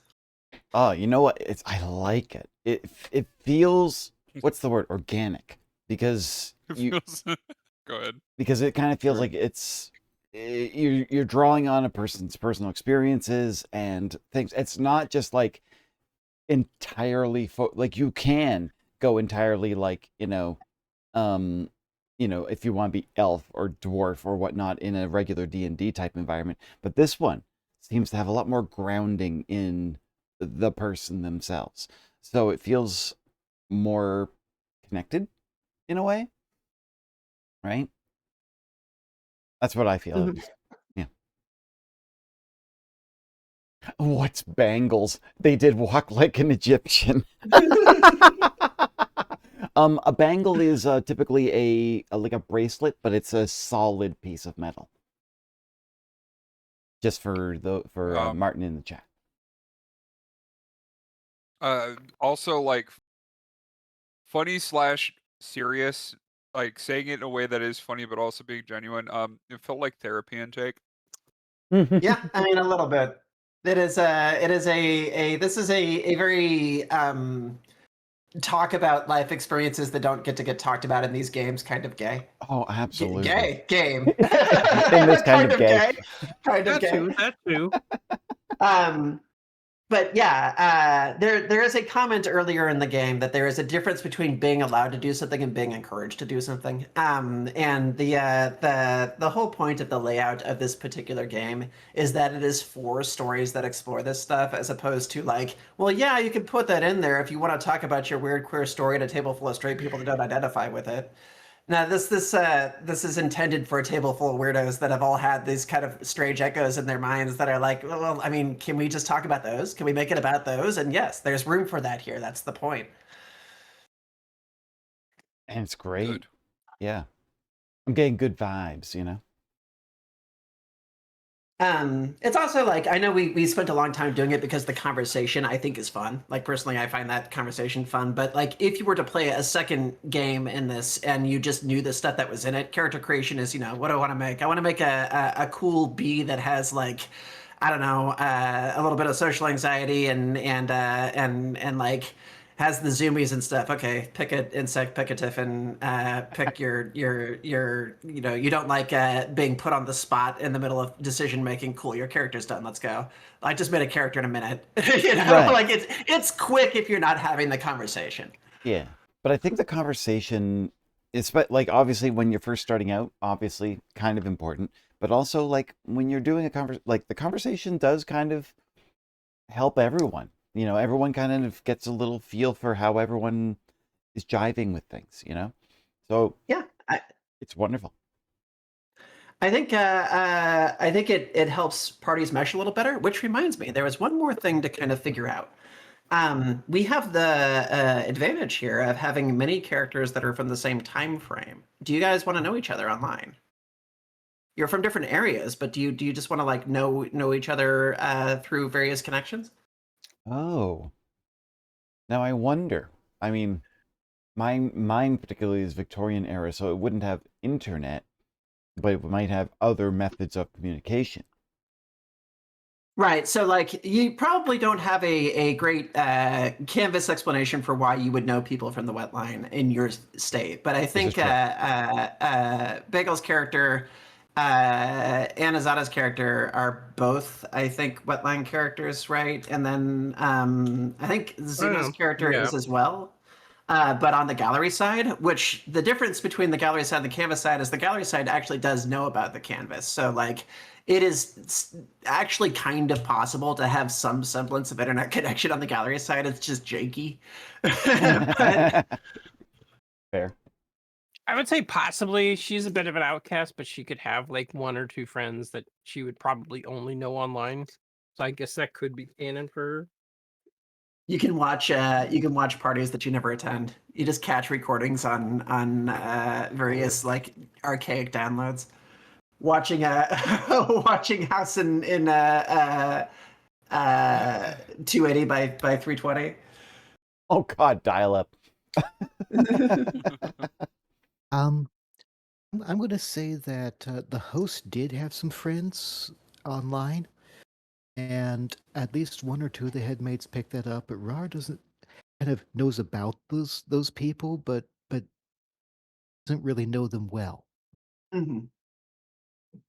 Mm-hmm. Okay. Well, then I will start diving us in. I'm going to caution you all ahead of time. This involves a lot of scene hopping because we have 4 people from different areas, but I'm usually reasonably adept at it. I will try not to linger on any one person for too long. As we're starting to piece together a little bit of like what your backstories are and your overall character generation. What happens here during the quote prelude is we begin to set the stage for what you will eventually become and the adventures you'll have after that. So we're starting to see hints. The point where the story picks up here is right at the cusp of when your character is beginning to discover that like maybe they should think a little bit harder about the things that are strange and obscure in their life that they can't necessarily explain instead of continuing to push them aside or try to ignore them. They're beginning to believe that there might be something that the world says can't be there. And how we kind of begin to explore that. I'll set some stages for you, and we'll hit it off from there. So, starting with Tama, you were in the some semblance of steampunk, diesel punk 1800s kind of deal. Yeah, yeah. I was kind of thinking. What Go ahead. was your career? So I had in my head tinkerer. So I think basically it would be something along the lines of, I wouldn't say mad scientist. I'd say that probably would be in more of a situation where I would be working on the technology. I'm interested in it, but I'm not great at it. So what would the term for Yes. Yeah. Where are you getting access to it all as a woman in the 1800s in England? Oh my Like God. where did this you bring up information come from? Yeah. That's a valid point. I guess women in the 1800s would typically not have that access. Oh my God. Well, I mean, you're playing a heroic story. You can change the way things are. You just got to tell me how. So This is where are you getting this stuff? Have you stolen it? Have you snuck into something? Do you know somebody who was willing to teach you? Like Okay. Who's your connection I here? like that last one. So basically, I would say that basically I'm an apprentice. Basically learning off of someone who is building some unknown technology, but they are basically just let you get in and sit in on it, looking at blueprints, understanding what's being built out, and allowing to get you some hands-on experience despite everything around. Is your relationship with Reminds this me of Ada person? Lovelace. Go ahead. Sorry, what? That reminds me of Ada Lovelace, who is an Mhm, 1800s Ah. noblewoman, basically, or uh, uh, related to like some obscure nobility. I don't remember exactly, but her social position gave her access to like some of the study clubs that the men had for technology and mechanics and things. That's Mm. that's fair. That's fair. Okay, so like I mean, But it's not. like a lower class or middle class person would probably have to come in through like a sneaking or apprenticeship or something. Yeah, yeah, that makes sense. Do you have So a good relationship with this person, or did they hire you to kind of clean up the place and you're just kind of like watching in on the side and spying and getting, growled at? I would say that basically I don't have the best of connections with them because I basically seem to still not quite get it. Basically, there's still a lot of things that basically could go wrong under my tutelage. But I basically would say I'm good enough to be held on to, but but still I make a lot of mistakes because I'm still learning. And your character was Carolyn, right? Catherine, we could go Carolyn. Catherine. No, Yeah. I mean either way. Yeah. You decide. I just couldn't remember. Let me It's okay. let me create a little note document here real quick because I'm going to forget that new text. I love that my chat's looking at me going, Tom is not good with technology, builds robotic hand. Which I did. Actually did. It's Catherine, right? Yeah. Catherine, yeah. Okay. You got a name for this person that you're working for? Ooh. Why did I get Vittorio come out of my head? I'll just do Vittorio. Sure. Yeah. Vittorio. Vittorio, this is your quote teacher, but it's more like the person you're working for. Yeah. That you're just kind of spying on most of the time, who I'm going to say, in the interest of a little bit of drama, probably doesn't think that you're up to being able to do any of this stuff anyway, so isn't necessarily being all that secretive about it. He might even revel in like, silly girl, you don't know what this tool is or whatever like that. But bit by bit, you have been stealing and stealing knowledge bases and figuring out how to tinker in the meantime. Yes. Working off of this this personality trait that Vittorio is sort of notorious for, of not being able to remember wherever the hell he put something, which just means that you can move stuff around and get away with it. Oh, I like that. All right, yeah. So basically, I'm there. I'm helping out. Basically, I don't seem to be as good as anything, but I can kind of sneak away with a few of the texts from time to time. Well, you haven't necessarily had a chance to prove yourself most of the time because he wouldn't be giving anything complex to you. But you're trying to work through how to do these complex repairs and the various sciences involved in pressure calibration and making sure that all this stuff works properly in quasi-secret, depending on what it is that's going on. Okay, yeah. Vittorio has a selection of very opulent, well-to-do clients that come through this shop that we're going to say is in this this little town in England called. Why did Caldera come to head? That's not a great name. I mean, who cares? Let's go with Caldera. Yeah. Caldera. Yeah, this is a very English title in that it is not at all. But we'll take it. This little town of Caldera. In English heartland, just sort of interior, there's a lot of wealthy clients that kind of come through here one way or another. It's connected to a large train line. And you get folks through that will bring in repairs. Would you say that your shop is dealing more with like larger kind of vehicle things or kind of smaller trinkets, or what are you servicing? I'm feeling trinkets. I'm feeling like basically a lot of these machines are a lot more like people bringing in like a handheld something or other that they just need repair with. Could be as simple as a pocket watch, or it could be something more complex like, light machines or something that basically for like book design or something. Yeah. Baubles, trinkets, toys, all kinds of things. It means that you're getting some well-to-do women clients that are coming through here who want the various things that have been handed to them in court or presented to them to be working properly and tuned. So you get to see a whole lot of just folks with a lot more stuff than what you've got in your kind of low pay assistive position here come through, and there's probably a fair bit of I wish I had that outfit, or I wish I had this ability, as folks are blimping in or coming in on personal train cars or something like that to have some beautiful little piece of fancy repaired, right, most of which he will sort of like slap your hand if you're going to reach for. Because they're expensive, and he is not certain that you know how to handle the tiny little bits that are coming through it. But today, Vittorio is out, and he is most flummoxed because he is expecting that there's going to be a client coming in today that he's probably going to have to do something for, but he's already on call. He's been double booked. And he's and he kind of turns to you and adjusts his absolutely enormous handlebar mustache that I've decided that he's got. And he kind of goes, Captain, come here. Yeah, what can I do for you? He goes, okay, so there's okay, which is a very English thing. Don't expect me to do accents. I'm terrible at them. Don't worry about it. He goes, I am expecting that today we're going to get some business that I absolutely need to attend to, but I have too much to do going on. Whatever you do not attempt to repair these things yourself. I cannot have them falling apart and us losing in intensely high-grade clients. Unless it's Bethany. Well, even then.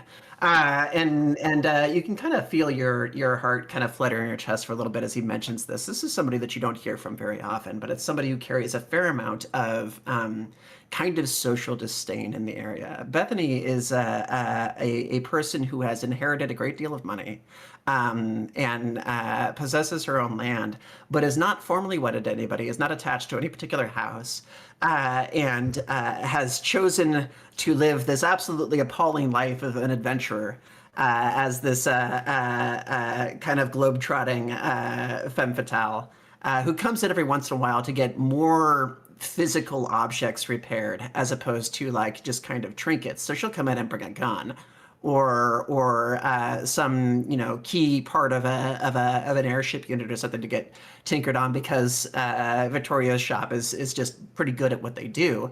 But there's a certain amount of well, we'll take your money because it's good money, but this is making us look bad by assisting this kind of social outcast. And Bethany, for the life of her, standing tall and dressed in the greatest of adventuring gear, gives no shits. Suffice it to say, your little lesbian heart is beating. This is a thing that you have witnessed a few times before and went, God damn, if only I had these assets available, and also the money. The fact that she might be showing up is a bit of a delight, just because it's kind of fun to see this person in this environment exist.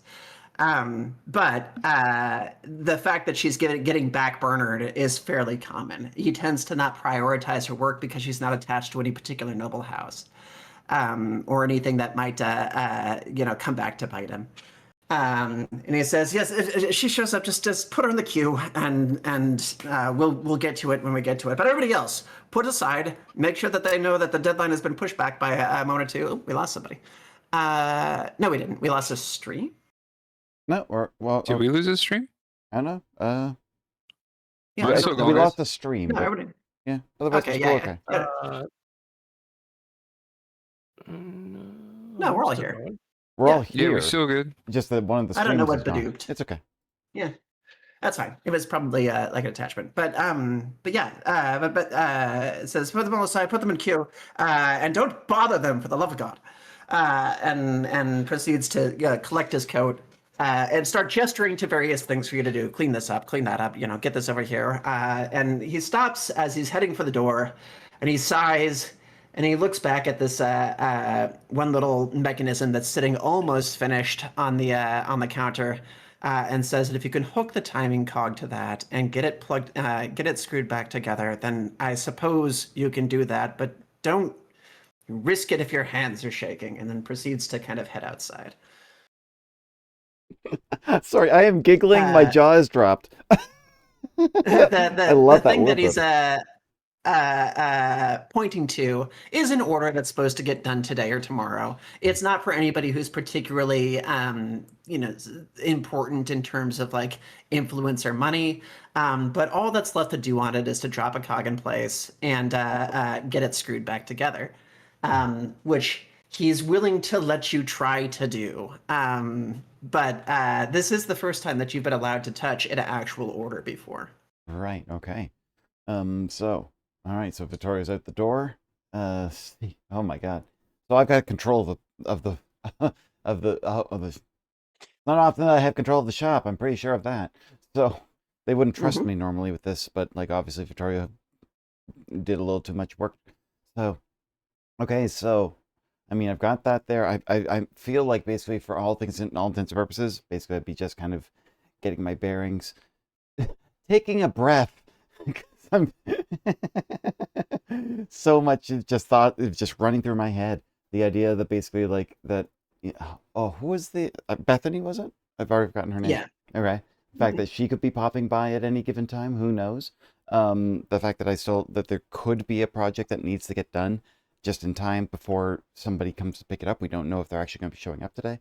I feel like my brain is spinning. I'm just okay. I can tell I'm nervous. But let's see. Okay, so, well, I mean, basically, what I want to be wanting to do is just basically just get everything in place first. I'd be just working on making sure the place is back to normal operations, making sure that everything's clean. I have a bad feeling about looking at that machine. And honestly, as you said, don't do it if your hands are shaking. My hands are shaking right now. So I'm like, I don't know if I want to actually work on that thing, but at the same time, I'm like, I should probably get that done because it is something that needs to get done. So just get your stuff, put the stuff out there, get everything prepared. Just waiting on, just hoping that nobody else comes into the shop while I'm basically just trying to figure out the last little bits of this technology here. Getting the last bits of just installing things shouldn't be a problem, right? Shouldn't be a problem. you go about doing the basic chores and parts of your job that you would normally do on any given day, working through stuff, getting them cleaned up, all the stuff that you would kind of do and are reasonably sure of. Wandering around the outside of this fairly simple repair. As it just gets more and more complex in your mind the more you think about it, of all the things that you could screw this up, or that's super easy, I just got to do this one thing, but what if I foul this and then everything goes wrong, they'll never let me touch anything else again, I'll lose my job. No, I can do it. There's like a whole mental battle that's going on as you're kind of like wandering around the outside of this device. And finally, the entire shop is cleaned up. You've dusted the plants because they need dusting, because it is a shop. You've watered all the stuff that happens. There are no more T's left to cross. It is just you and the machine. Okay. So basically I have to take care of this thing. It's as nervous as it is. It's just been on my mind, as you said. Also, offhandedly, yeah, you got me nailed down to a T here. I would do absolutely doing absolutely everything around the important things. But yeah, okay. So let's get this out. Getting my tools, basically just laying things right out on the table. Basically just looking at it. Like, it shouldn't be that difficult. We got a cog. We've got the mechanism, a screw. Literally shouldn't be that much more, right? I just need to put this in here. But basically, like, it's a delicate piece of machinery. I'm just steady. And then you go. And in it goes. Right. Yes. So hop over to Roll20 real quick. We'll do our first roll so that you can see how this works. All right. Let's go Roll20. Yeah.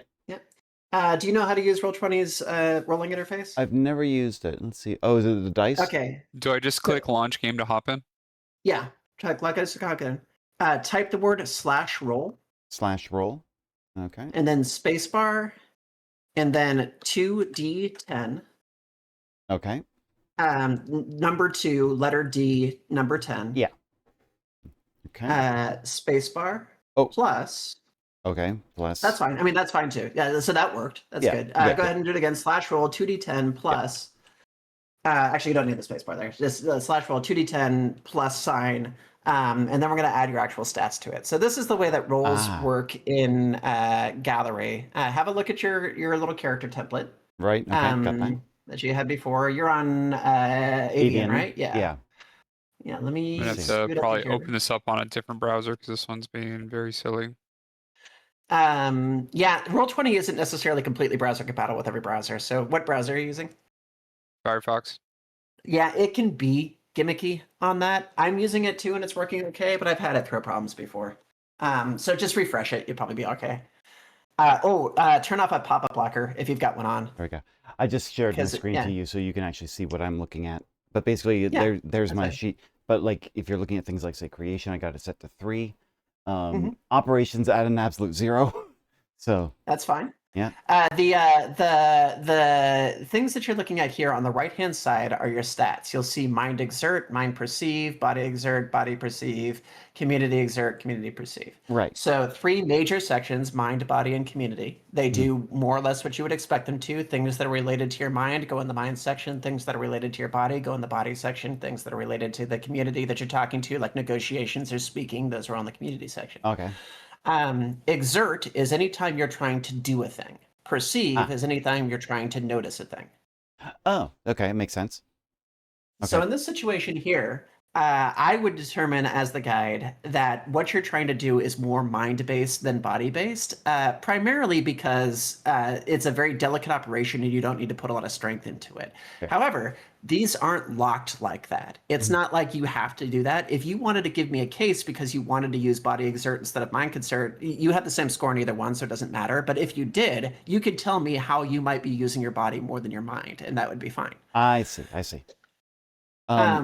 I think as you were saying, like, basically, like, you can tell in the way that I'm acting and avoiding things that I'm nervous about the thing. So I think that it's all in my mind. I would not say this is a body related thing. So I definitely think this we'll take your /roll 2d10 and add +1 for mind exert. Okay. because you're using your mind for that. Yeah. And then you're going to add plus for the skill that's associated with it. Okay. In this case, is going to be creation because it's a Creation. repair. Okay, so I put this for Yeah. 3 for the creation. Okay. Awesome. All right, so roll that. So, Oh, wow. oh my lord. The first roll was better. I love it. But you know what? I'm going Fantastic. with the one as expected. So literally an absolute like 6. If that's not streaming through, folks, that was double ones. Yeah, there's Oh my god. The success threshold is 16. God damn it. You got a 6, so I'm afraid that you're a little below. Okay. Where you can get, so you get in here and you're getting ready to do this, and you've got the tools in hand, and you're like, this is simple. I've got this. You put it into place. You push down on it. You grab the wrong cog, and it breaks one of the pegs off. Oh god. Just tink.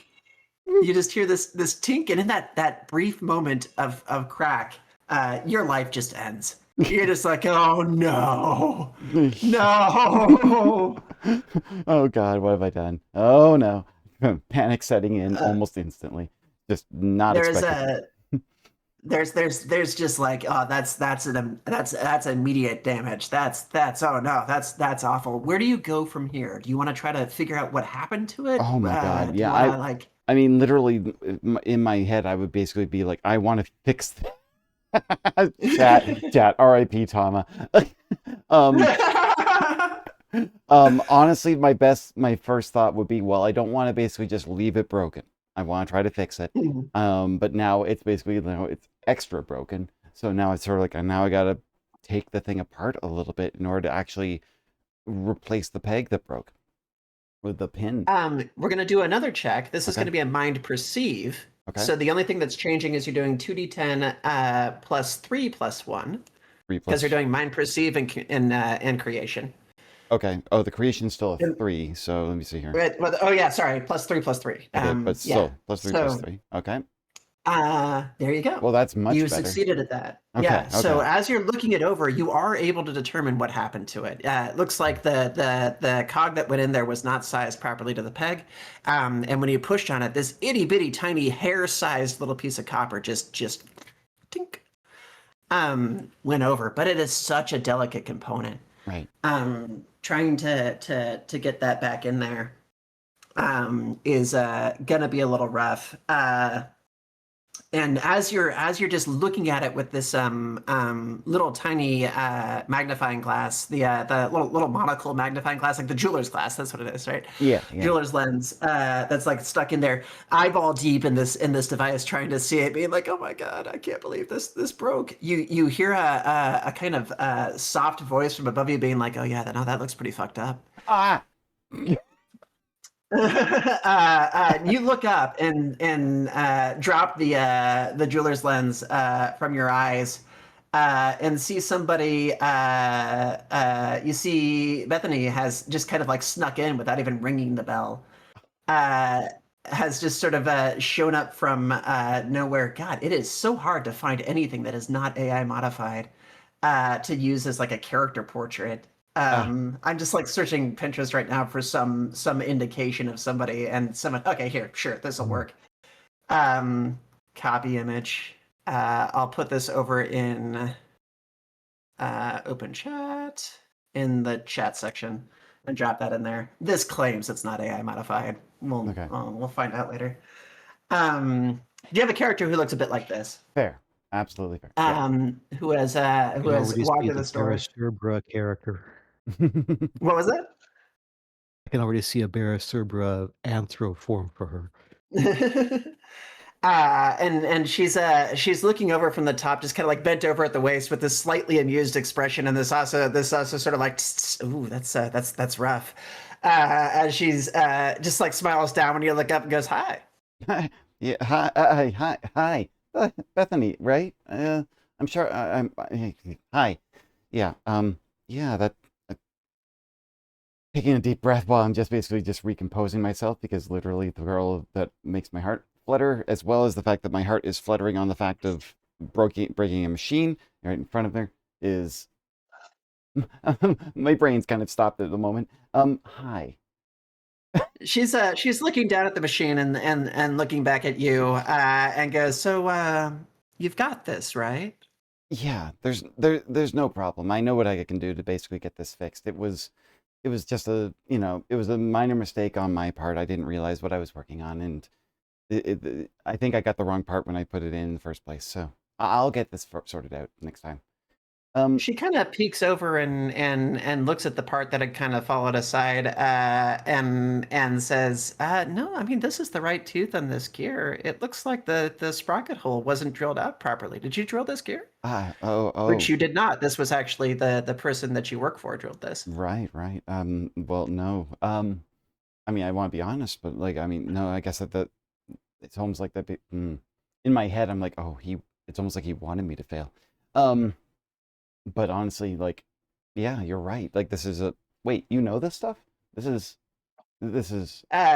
She grins and says, "Yeah, of course. I mean, I bring my stuff to y'all because I need to get it done faster, not because I don't know how to do it. Most of the time, I'm out on the road Okay. or I up in the get ya. sky." Yeah, And she just kind the of like sky. nods upward. Huh. Right.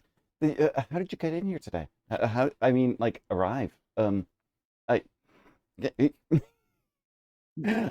Stammering She it. just kind of says "blew in" on the wind, and then she blows in your face, just like softly. Just Oh my god! But I can tell that I'm literally both also getting red in the face, in character and yeah. your character is aware that she I does have an airship, so yeah that wasn't just a joke, but no, it's just but how she tends to get around is by blimp. yeah, fair. So okay, so you're here. Is this obviously you're here because of I assume you need some help with something. Is there something I can help you with? She goes, "Well, I was until I found out that the person I was about to hire just broke a watch." She's still kind of grinning a little bit and says, "Tell you what, let's get that fixed before we work on what I have to do." Okay. Oh my god.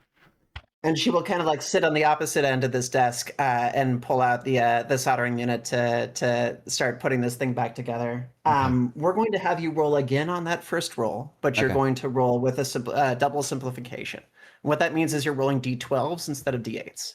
Okay. So you'll be rolling 2d12 and then adding the 1 and the 3 like you did before, And the one in because the you're getting three. a little help on this. Yeah. Oh, I got you. Okay. All right. Look at Almost that. perfect. Like almost perfect there. 27. Uh-huh. All right. Nailed it. First set go with somebody helping out here that isn't just a total tool. You were able to get this soldered back into place, drill out the hole on the cog a little better, Right. and situate it down. You screw it back together, and the thing starts ticking happily. My God, you're a lifesaver. I don't know what I could do to thank you. She says, "Well, you can start by fixing this," and then she'll proceed to start digging into her bag. I'm gonna pause your scene here real quick and move Absolutely up fine. to Bagel's scene. Bagel, it is yon modern day. Are you working cons with this character? I mean, I think I've guested for cons during my 20s. I didn't really do much convention staffing, but I've also like played at a bunch of conventions as well as guested. Okay. In terms of like where you'd like your narration to sort of begin, what events are taking place in this life right now that are beginning to like catch up with them in terms of like I need to stop doing what I'm doing and start thinking about things that are a little bit different. What pressures exist? Is it like are you going out to conventions and just seeing other people? Are you encountering other friend groups? What's sort of like making you lean in one direction or another? So part of the reasons I went into the convention scene and the party scene so hard is that I was having kind of for lack of a better term, like a coping mechanism for a split from a bad relationship. Mhm. Was probably a big proponent of it. So like lots of parties, lots of drinking, lots of all the stuff that has to go with that. And kind of a little bit of lack of direction. Um, didn't have a whole lot of job structure considering the prior relation required house to kind of like move from like state to state or like move locations like roughly every 3 to 6 months for like 5 or so years, like halfway into his 20s. Mhm. So jobs prospects were a little hard to come by, but basically trying to go to these things as much as he could to kind of just cope. We're gonna put you in. What if we give you like your first I was gonna say first like guest spot as a as DJ for one of the conventions, um, and kind of work off of that energy. Okay. Um, or maybe composing. You make most of the stuff that you're trying to do for your sets, right? That's mostly your mixing or all of your mixing? Uh, so a lot of it is a lot of my tracks nowadays are remixes and self-composed, but Mhm. in my 20s I was kind of stuck in a lot of analysis paralysis when it came to trying to like, oh, this track has to be perfect. So I really didn't bring out a whole lot in my 20s. So I'd say it'd probably be for DJing. Okay. We're gonna obviously we have to modify a little bit because we have to make this supernatural character attachment here. You were, but like I can work off that vibe a little bit specifically because you're working toward Ova Benelit. The aspect that there might be somebody else who has some kind of hand on the controls. As you're kind of working through this process. Let's say that you are wrapping up a week of heavy self medication. The house Yeah. has had a bit to drink. Um, and it has been partially due to frustration over trying to create something that feels at all listenable, something that is speaking to you on a level that you're trying to create for a crowd, but also it's difficult to figure out where you are in any of this particular music that's coming out right now. And I gotta apologize in the sense of like self inserts a little bit or ask for your guidance because I have to kind of create a narrative too. So let me know if there's a direction that you want to go or whatnot. But you are trying to get something composed and put together for a not a guest spot at an actual convention, but a sort of like preliminary thing that you've heard about, an underground event that is supposed to be taking place. Oh no, I've got it now. Okay, I'm working this out as I say it. There's a local event that's taking place in your town that you are trying to get a spot for. Um, and just got turned down on because they didn't really give you much of a reason for it. They didn't tell you why it is they didn't want you. It was kind of like a generic job application refusal letter of thank you for your application. We decided to move to somebody else at this time kind of deal. And you are again left with this feeling of like what the fuck did I do or not do or what was insufficient about this. And as you go back and listen through all the sets that you kind of proposed or whatnot, it's difficult to pin down what exactly they wanted or didn't want or could have been done differently. It all sounds fine, but it sounds a little, I don't know, samey to what I've done before, and you've got next to nothing to go off of. So it's been a frustrating like day or two as you're trying to work out where to even go from here in terms of how to change your creations to attract more attention. And your character's feeling a little bit lost, a little sort of aimless in this particular direction. And then something kind of comes across your feed. I'm going to say it comes through. It's in a tab. You wake up one morning after trying to sleep off at night. Your head's hurting. You're dehydrated. And you're coming to in the quasi morning light of almost afternoon. And you look over to your computer, and there is a tab open that you, for the life of you, cannot recall opening. Okay.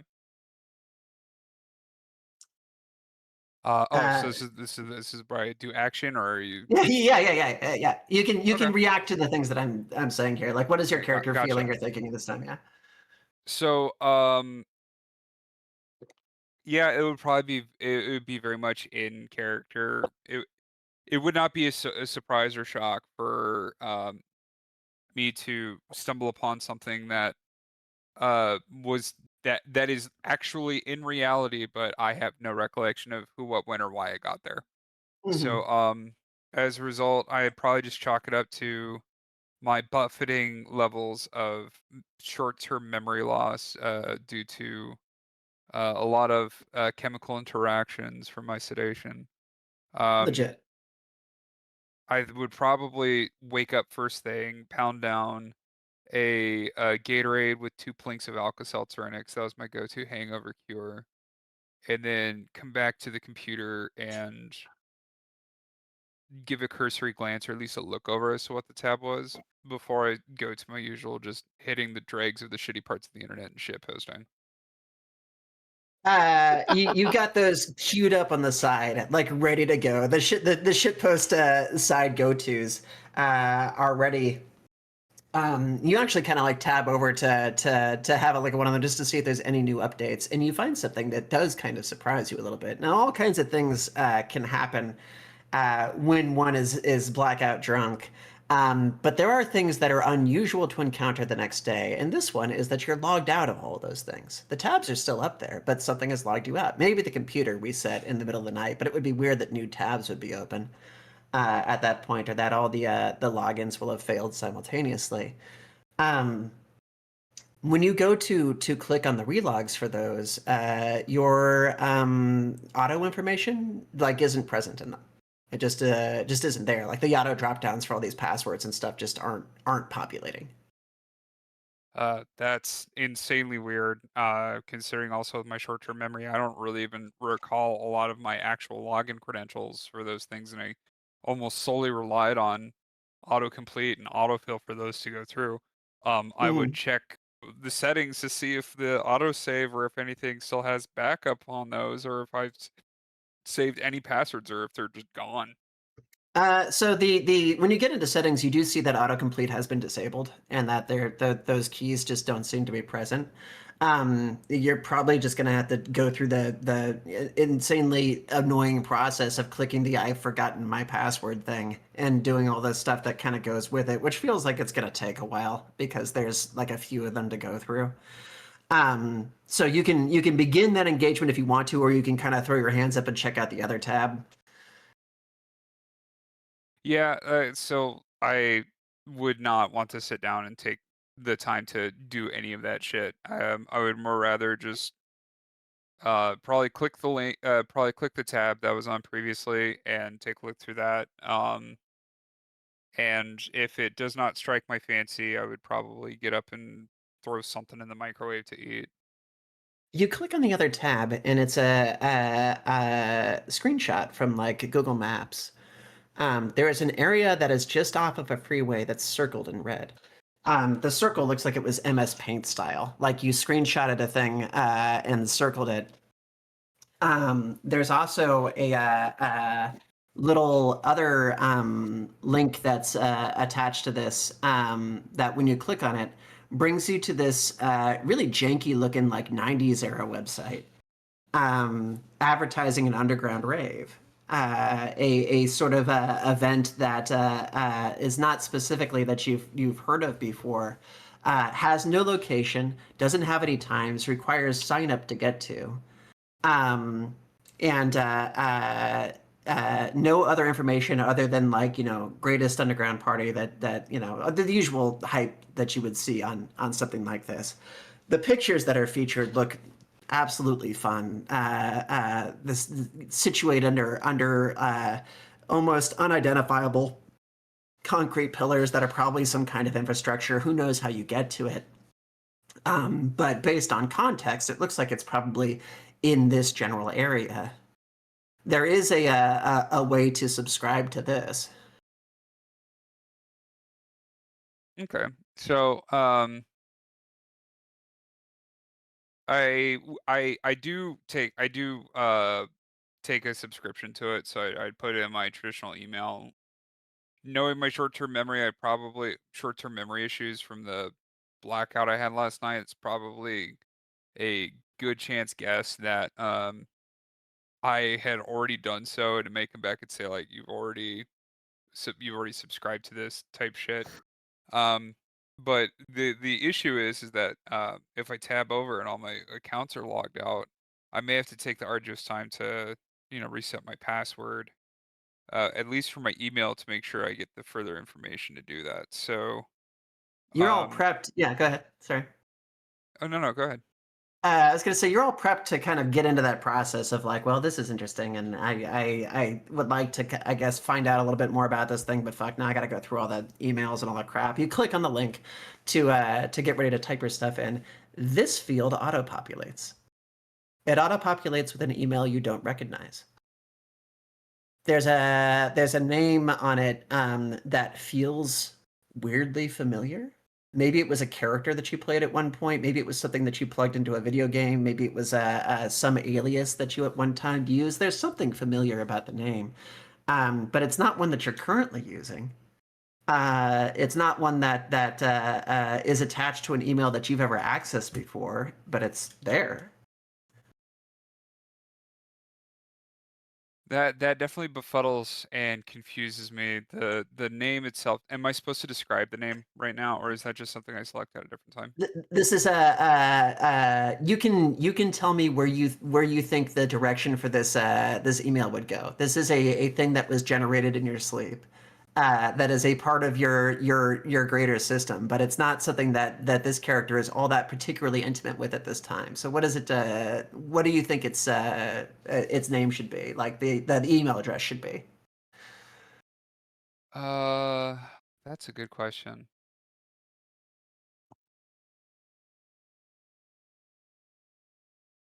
That doesn't have to be a name. It could also just kind of be an idea or whatever. Something that resonates.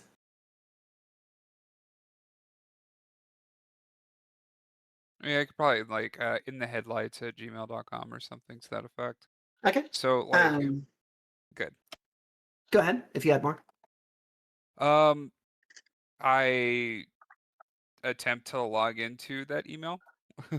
You click the auto populate for this. It puts it in there. It puts in a password. You can't really copy the password because of the general security things that are attached to that. But you go over to gmail.com and you type in this in the headlights address, and it's waiting for a password to you.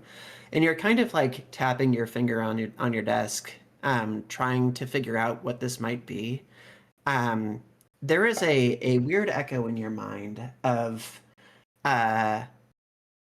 I know what this is. I've heard this somewhere. This is a thing that's part of me. But the more you try to nail it down by thought, the more your head hurts, for one, because you've got a hangover, and the more it slips through your fingers like trying to grab water.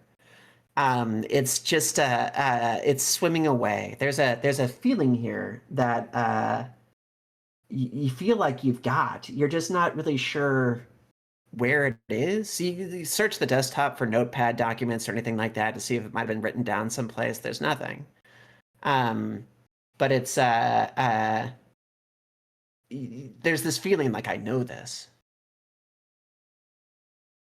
Do you have any particular thing that your character might have tried to do to just sort of like center and maybe not brute force this, but kind of hear it echoed? Around that time, it was really big in like cognitive behavioral therapy, mindfulness teaching, stuff like that. So a lot of the times I would do like deep breathing, meditation, to some effect sometimes. Um, I knowing me and being in character, I would absolutely 100% try to like recall any password that I've used in the past and just enter it in. Um, hopefully up until before the point it actually does lock me out. You do try to brute force the heck out of this, and I'm gonna say it likely doesn't work out very well, because the passwords that you use in the past are not necessarily associated would ever made this to begin with. But even as you're typing them in, you've got this kind of thought in your head, like, I don't think this is going to work. And this doesn't, is this even mine? Did somebody come over last night? Like, you're checking your phone for text to see if you had a friend over or something like that. Or if you had any history of, like, a friend told you to log in under a certain name or something like that. But there's no indication of any of it. Finally, you're just kind of left with a bit more of a headache, a fair amount of frustration, no logins that you can get into. And this one little password thing that's clicking there at you, waiting for you to just kind of come up with an answer. And you lean back and take a few breaths and put on a little music and try to detach for a second and see if you can figure out why this puzzle is kind of bugging you so much, as opposed to it just being some kind of weird computer glitch. What do you put on in this moment? Question. What did I listen to for a lot of? I think that's when I started really getting to my vaporwave aesthetic at around that point in time. So I think I probably kick up, probably just stereotypical type shit like Macintosh 420, Macintosh plus 420 Floral Shop. You kind of tune into this for a little while, and realize as you're kind of listening to it that this is the first morning that hasn't necessarily started with going online and talking smack in some time. Like, it's a little bit refreshing. But you're also feeling like you're missing things. There's this anxiety of, like, I'm supposed to be doing a thing right now, and that's the thing that I do, right? A lot of different sort of pressures pulling you in any given direction. And you try to find your place swimming between them as best you can to see if you can't figure out where this thing is in the silence between thoughts. I'm going to have you roll. So it's the same process as before. You're going to roll /roll 2d10.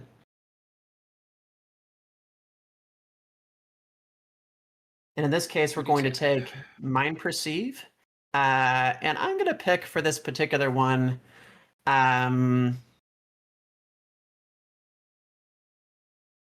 So I'm not seeing a skill that I love for this one. So in that situation where you're dealing with, like, I want to search internally, or I don't have a specific skill that's being used, you actually use the exert in space of the skill. So you'll be using your Mind Perceive and your Mind Exert.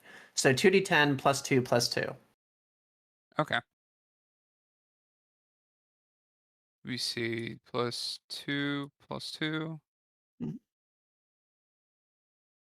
Nice roll. Nice roll. You don't even really feel it happen. I mean, you do, but it's a surprise after the fact. One, because you didn't really realize you could touch type like that. But two, you're not even really certain what you wrote down. You were sitting there, you're listening, you're trying to figure this out. Your hand reaches out, and a flurry of keys go across the keyboard.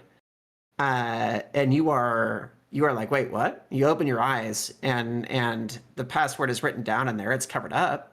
It's in its little hidden password thing, but it's in place. You felt yourself type it while your eyes were closed. As you look at it, as you look down, you realize something else that's just sort of happened. That's even stranger to you. You weren't just sitting with your hands unoccupied. One of them had that Gatorade in it that you were drinking earlier. The other one was holding on to something else, your chair. Through it, neither of your hands were free, but you felt one reach out and type this in. Whoa. I tried my best to deduce or to rationalize what had just happened. It was very slightly anxiety inducing for such a situation to happen. But again, with everything that's been going on recently, especially with just the constant imbibe of fermented barley and other chemicals, that is probably just me just again chalking up to, like, oh, maybe it was just a gap in time that I forgot because of good old booze. Um, Even though, and I'm actually into the website at this point, or into the inbox at this point, I checked to see if the like the subscribed letter or any like updates regarding that particular event show up in the inbox. So right before you kind of click that, you're looking at the the thing that you've entered the password into. You have the button for click to enter, click to connect, or whatever it is. But there's also right above it the little eyeball button that would reveal what you typed in for the password. At present, you don't know what you typed. That is a good idea. I should probably check out and save that so I can put it in some just save it somewhere like on my like in a notepad or in my autofill. So I go ahead and give it a little click to see what's up. What is that password? What did In the Headlights create for itself? It's a good one. This is how I sneak your password out of your old accounts, by the way. Don't tell me any real Nah. passwords. Now, what is your social security number? Wait, what is this character's What is social the security CCV number? What's your CCV on the back of your credit card? As you can see here, they've added their credit information at the top. We'll have to get rid of the VODs God. after this. Right? Chat, clip that one. Let me see here.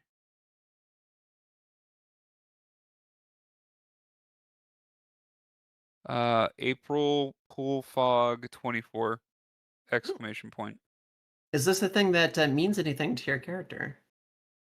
Not particularly at this current moment. Okay.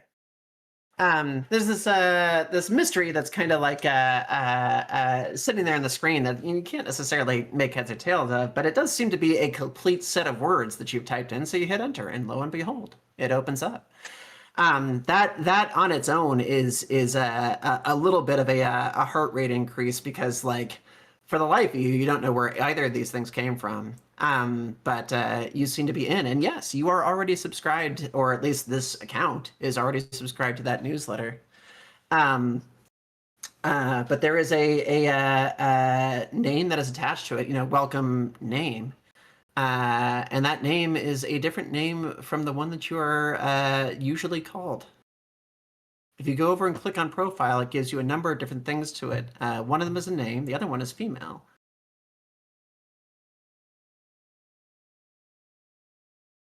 I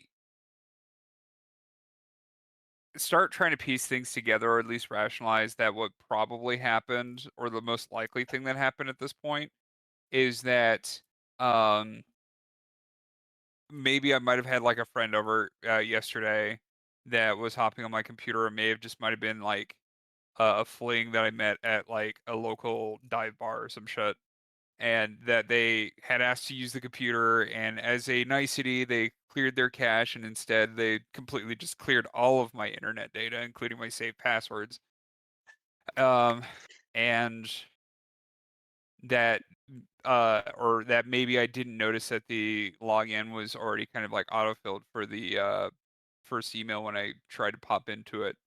Um, that's the only thing that I considered at that time, because like while the name does strike something familiar, but not necessarily as a person that I'd meet, the uh whole gender part completely rules it out. I'm like, yeah, it's got to just be some random chick that just came over and hung out last night, because I don't recall that name. Yeah, for sure. The rest of the profile is filled out in various places. You can explore it if you want to, or you can just kind of move on to the inbox. It's probably got other information that might let you know, phone number or something like that. Okay, yeah, I explored the profile a little bit just to take a look and see if there's any like actual information, like maybe a phone number to contact, like, hey, you deleted all my passwords. Okay, thanks, bye. But Yeah, for after sure. checking into that, I go and hit the inbox to get some more info regarding that event that popped up on my screen. You check the profile. There is a phone number. It's your phone number. There's a birthday. It's your birthday. There's a location. It's your location.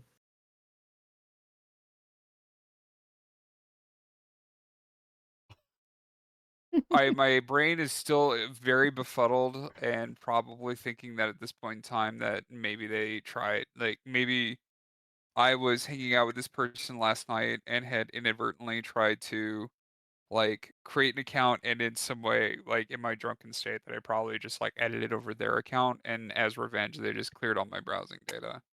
For sure. Um, I mean, as they like do. it's yeah. I mean, like when you're when people are drinking, people do dumb shit. Yeah, So no, that's fair.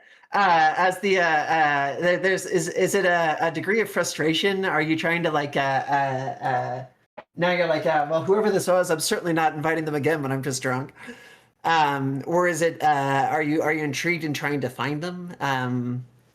Like what is your feeling toward this entity that you've has decided has come over that you have no other like knowledge of at this point? I'm very perplexed because the name that's there, along with everything else, does kind of stir something that I can't really put my finger on, internally. But more so, it's kind of like, I mean, I was an absolute wry bastard back in the day, so I would just try to get that information to potentially cause problems. Right.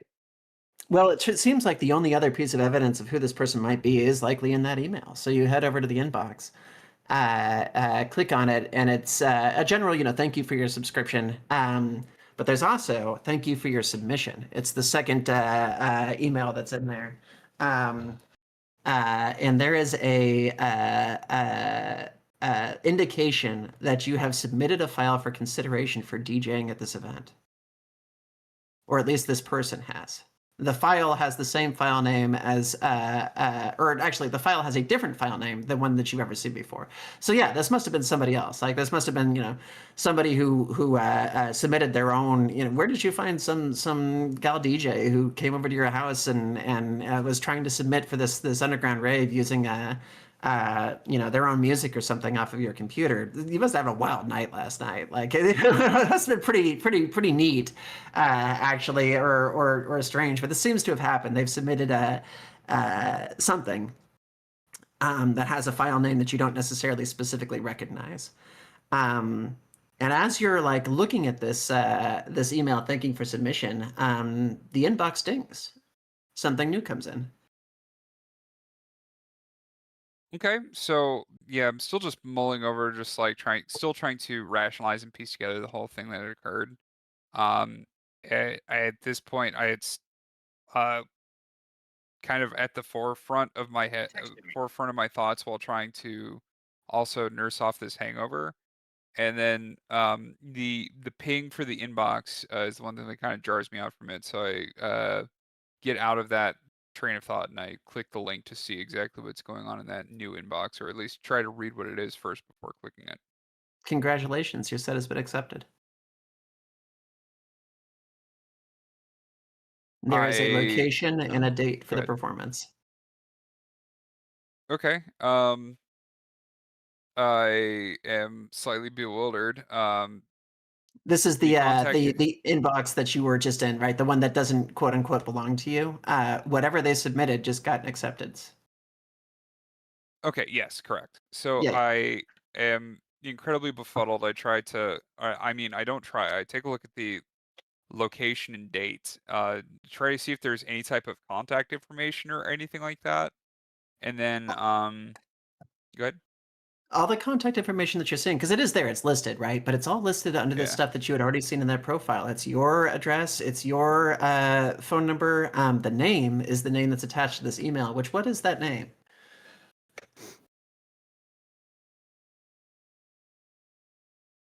It would be Sam. Is the name that is attached to this email. And thanking you for your submission, looking forward to having you. There's also a personal note of actually, I think at this stage they wouldn't necessarily be, because this is an automated response. So they thanking you for your submission, and being like, we're excited to have you this time. Remember that this is an underground event. Be cautious with your advertising. We'll pump all our advertising through our Instagram account and stuff like that. Because we don't put times or dates on it, or don't put locations on anything. But here is the location, and they have given you a map with a route to this place that is under this overpass, in this sort of like quarter-mile trek through drainage tunnels to end up under this like 10-lane massive highway that is this sort of sepulchered cathedral of concrete and dirt. And they're just letting you know, show up X hours ahead of time, so that we can get you set up and what equipment you'll need. Okay. Still utterly befuddled and confused. And being able to find no contact information except for the people that sent the email. Um, which I mean, even then, it just sounds like it's automated. I make sure that I have my I first thing I'd probably do is go and check my we call it crates, like sound crate. Because Mhm. back in the day, like is like, vinyls and stuff like that were the original, format for DJing. And so like when you went to a place to DJ, you would bring like a literal like milk crate full of vinyls. Mhm. So now it's just like whenever you think of like your the DJ now, it's like your usual thumbstick. People still call it their crate. So I would check my crate to just make sure that none of my tracks got deleted or swiped because something music related happened last night. I would really hope that I still have all my stuff, so I would check to first see if I could find my thumb drive and make sure that it's in working order if all my tunes are still there. You plug it in. Looks like everything's still there, untouched, unmessed with. All that stuff that kind of goes with it. You're checking through it. Last access last night. Yeah, no, I did definitely do that. So I've messed around with it, but nothing seems to be different. And then something does catch your eye, real quick. As you're going through the properties on the device, uh, it, for the files that you're selecting, it is taking up a certain amount of space. Call it, I don't know, 20 gigs or something like that on a 100 gig drive. But the overall drive population says that it's been filled up to 60 gigs. Somewhere in here, there's 40 gigabytes of information that isn't being read. Hmm. Hidden files or something. Yeah, I was gonna say first I would try my best to see if I could find any hidden files on it, because I mean, 40 gigs, it's a whole other crate. Yeah, That's a whole other just brick of people's tunes. you click on view and you go up and you initiate, view hidden files, and there's another file listed Sam that's got 40 gigabytes of additional stuff in it.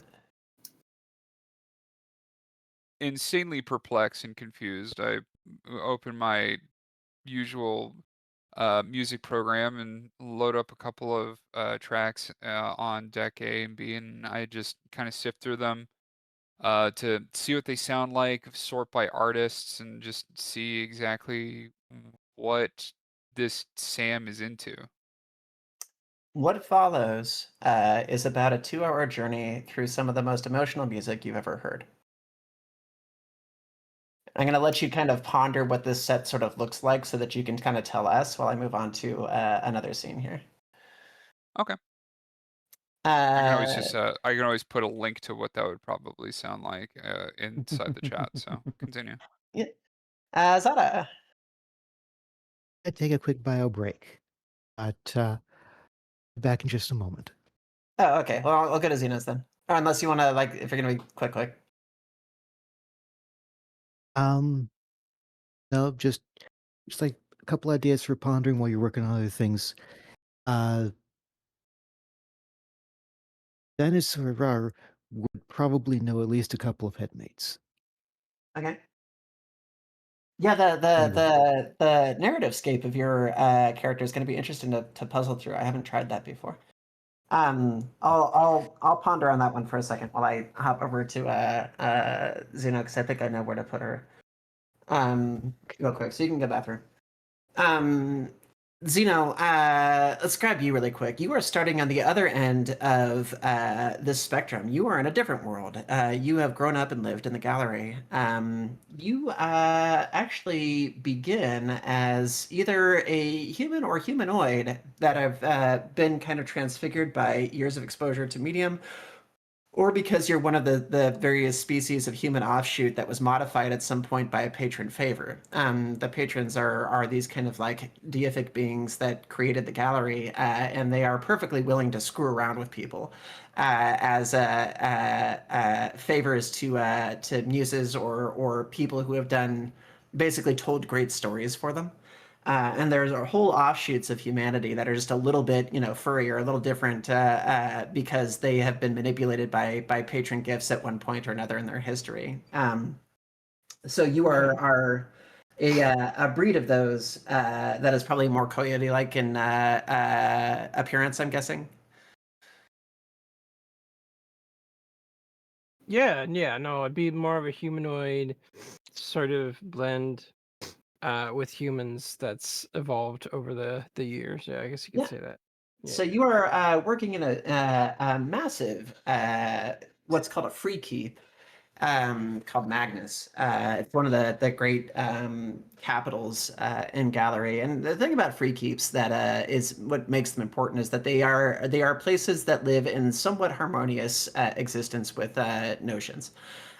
So it's not just you and other quote humanoids that are out here. It is also a great deal of different painted ideas of all kinds of different types that are wandering around in a Ghibli-esque kind of whimsical fashion all over the place, right down to the very shop that you work in this kind of chemistry alchemy area that you do. The candles that you have are literal candle whimsies. They're these living, cute little critters that will hop up and hang out on top of wicks and candelabras and provide light for you because they find the company interesting.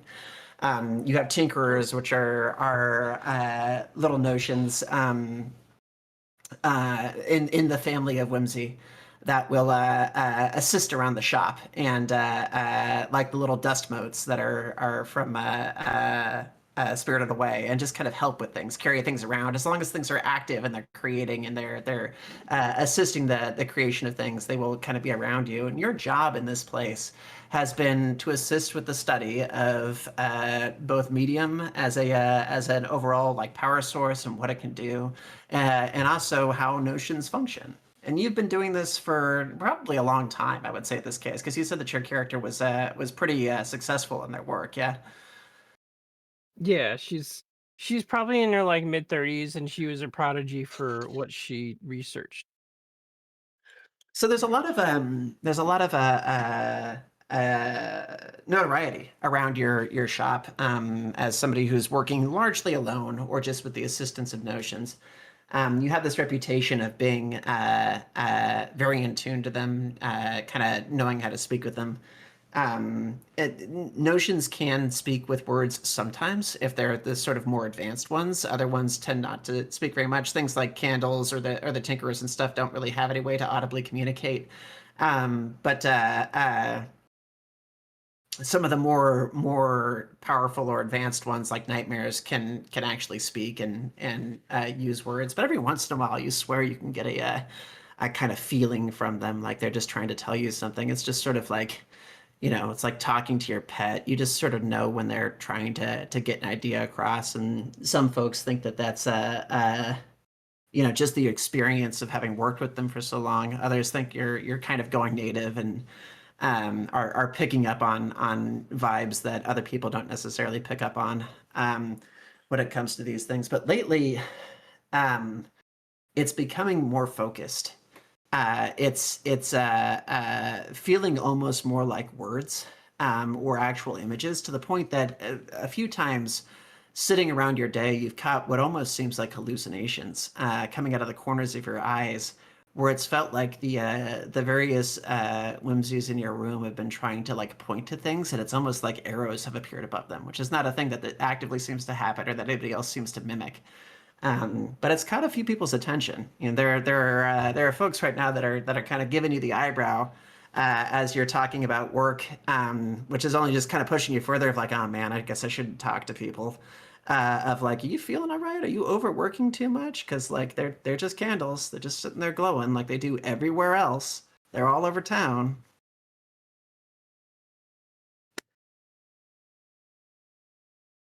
Yes.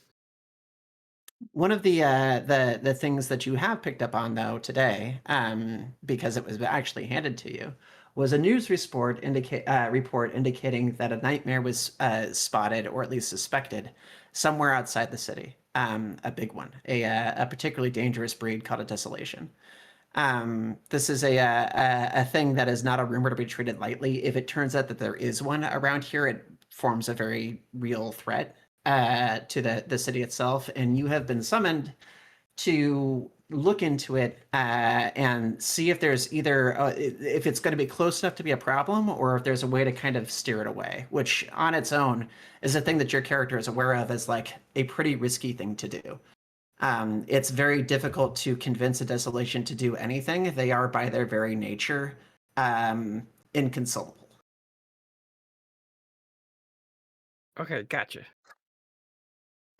So your day has arrived with this letter in the mail, or your day has begun with this letter in the mail, being like, "Hey, can you investigate this and advise?"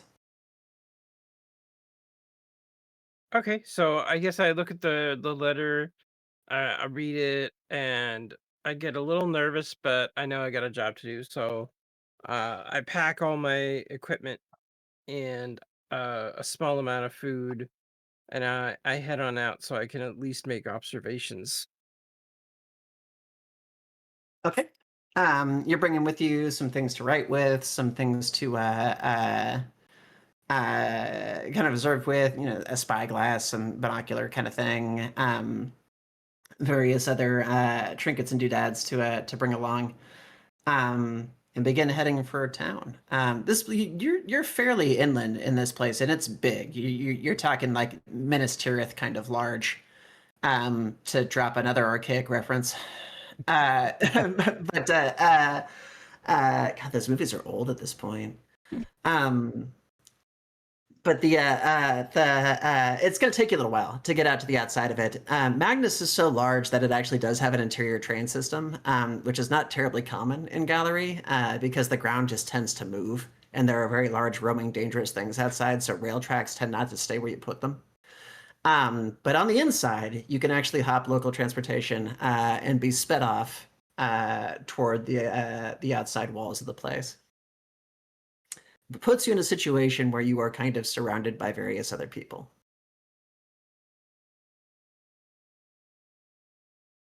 Okay, well, I'd say I get all my stuff together. I grab a cloak because I don't know what the weather's going to be like, and I'm going to be away from home for a long time. I sigh a unfortunate sigh, and I buck my shoulders up, and then I head on out, knowing that I'm going to be on a bit of a trek. Yep. You're hoping that it's not going to take you too far out of town, but at the same time, there's this other hope of like, I hope it's pretty far away, because if it's off the beaten path, you can sort of just leave it alone, and it'll run its course. But if it's someplace that's intercepting things, you're gonna have to figure out what to do about it, and that can be a tricky concept to have to handle with a being that behaves and operates like this. You have never personally encountered a nightmare of this scale before. They're just not easy things to deal with. So most of the time you're dealing with notions. This is a new opportunity to see something that is different, both more powerful and a lot more frightening. You are sped off to the outside of the city, arrive there maybe an hour or so later, and head off in a direction, we'll say south, to try to get a vantage point off of a nearby mountain. And as you're traveling, there's a whole lot of traffic that's going in and out of these gates. People, whimsies, notions of various type. You can see minstrels, which are kind of like a type of notion who or a type of person that specializes in traveling back and forth with different stories that are just made in medium. That provide both like letter carrying abilities, communication, and also just kind of like fun for various folks. They always seem like they're so much more eager to talk to people than you can really relate to. You can almost find their presence a little exhausting, but they're colorful and they're entertaining, and they always have sort of a story to share. And as one of them is seeing you kind of depart this south entrance, which nobody else really is right now because there's a bit of a risk warning out there. You actually had to check your way out when you went to exit. They come up alongside you and say, "Hey, are you heading south? Nobody else is heading south. Is there something out there?" Well, I say to them, let's see. Um,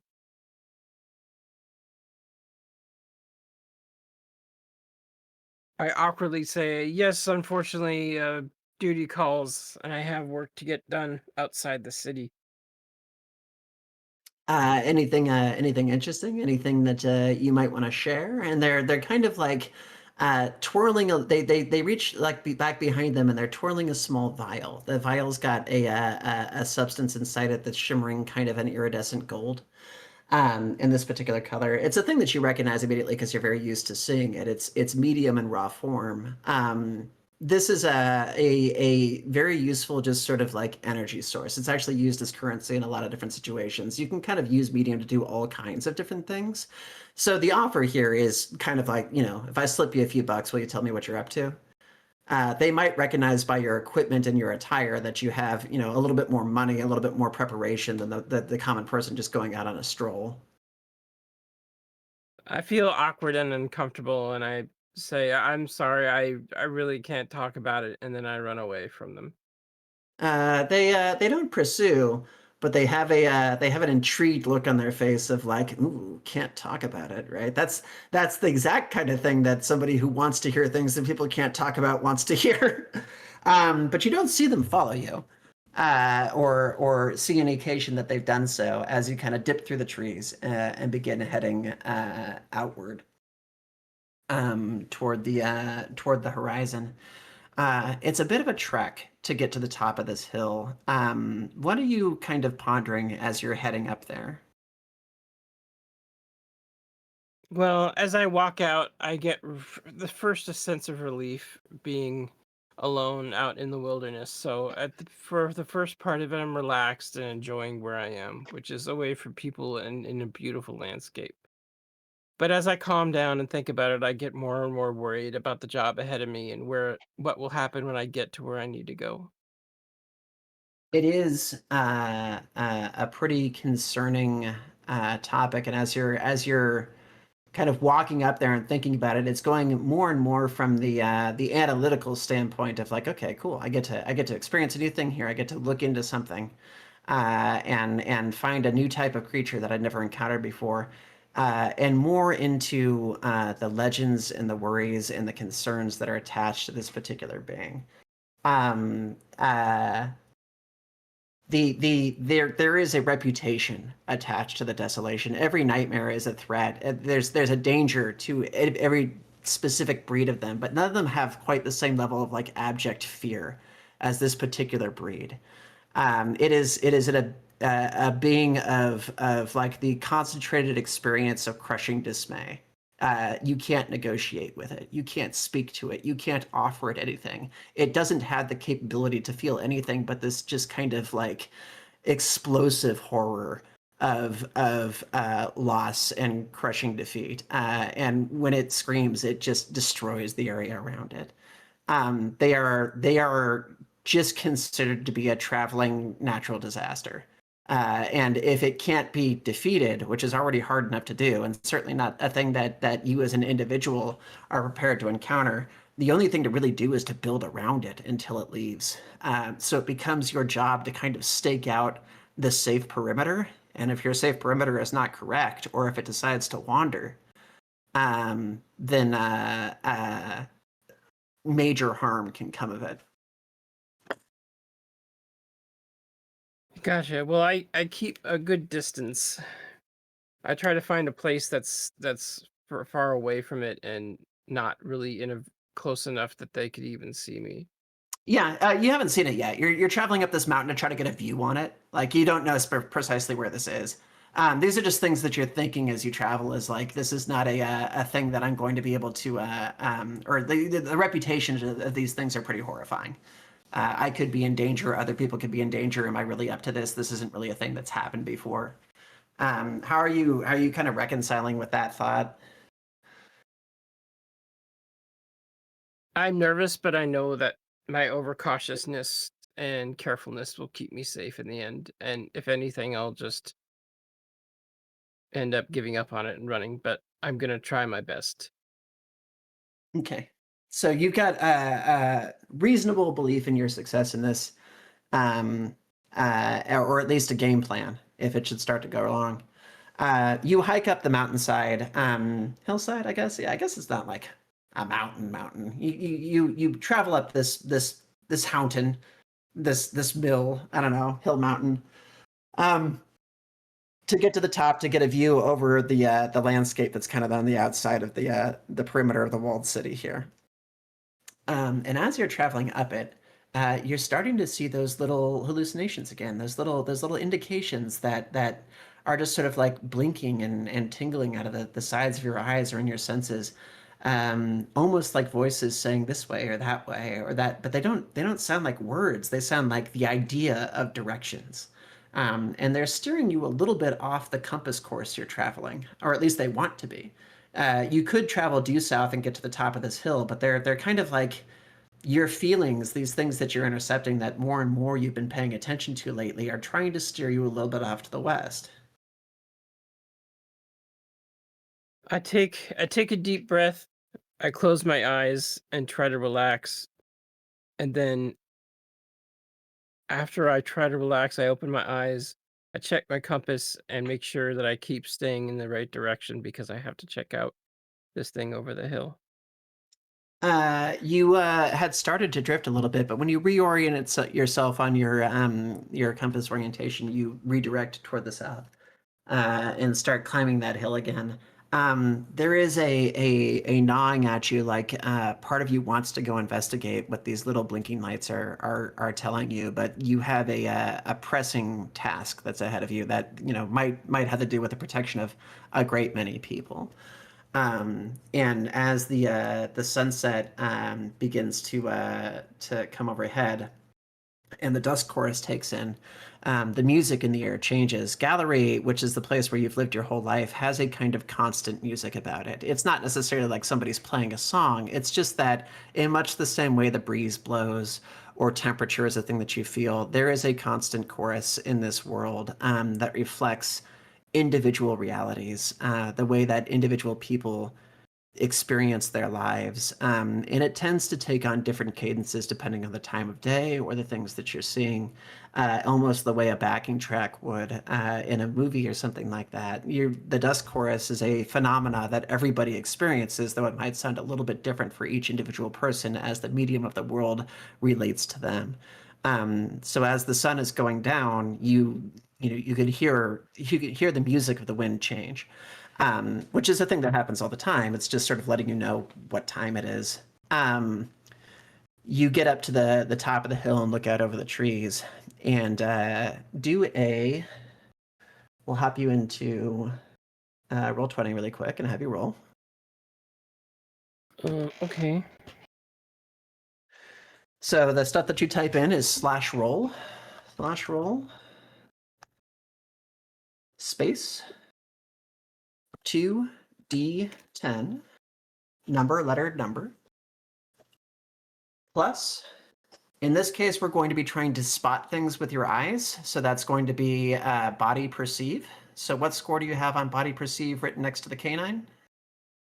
Body perceive is 1. Okay. And then the because we don't have anything else that we're attaching to it skill wise, we'll just be using your body exert to go with it, which I think is also a 1 right now, right? Unless I'm wrong with that. No, it's a 2. Actually, you're a canine, right? So your body perceive and your no, yeah, you're right. Sorry, I was looking at mine for a second. Yeah, so 1 plus 1. Body exert and body perceive together is 1 plus 1 plus 2d10. Okay. Just type those in and hit enter. You sniff the air, you kind of like look around and you're staring off in the distance, and you're not really spotting much. It's like there might be something out there, but like with the sun in your eyes and things like that, it's just not really coming through in a way that is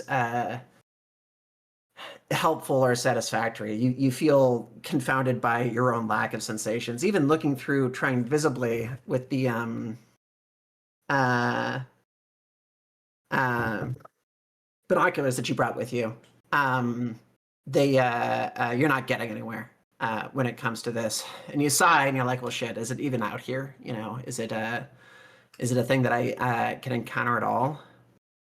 And you catch a whiff of something on the air for just a second. And it's a weird thing. It's not a smell like anybody cooking. It's not a scent like food or anything like that. It's like almost like a hormonal scent, something that you associate with being cold and alone, a sort of like clamminess, a sort of like fear that you've probably experienced before or felt on somebody else. But it's weird. It's like coming through your nose. It's almost like sniffing somebody's sorrow. I feel a shiver in my back, and then I notice how late it's getting, and I decide to call it a break and set up camp because it's getting too dark. As it's beginning to get dark and you're feeling this concern of like, I'm going to go the entire evening without being able to spot this thing, you occasionally keep catching that scent that's coming through. And there's a part of you that as you're pitching the tent here and the light is beginning to dim, that is saying, what if I reach for that? What if I try to follow whatever this is? It doesn't, there's no indication that it means anything, but you keep trying to get it. Is it like I don't know, a weird mushroom? Is it like some fungus or something like that?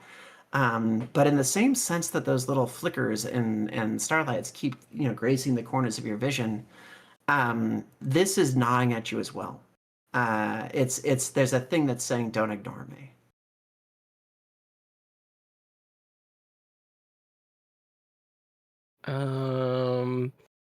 Okay. Let's see here. You want to shake it aside, or do you want to lean into it?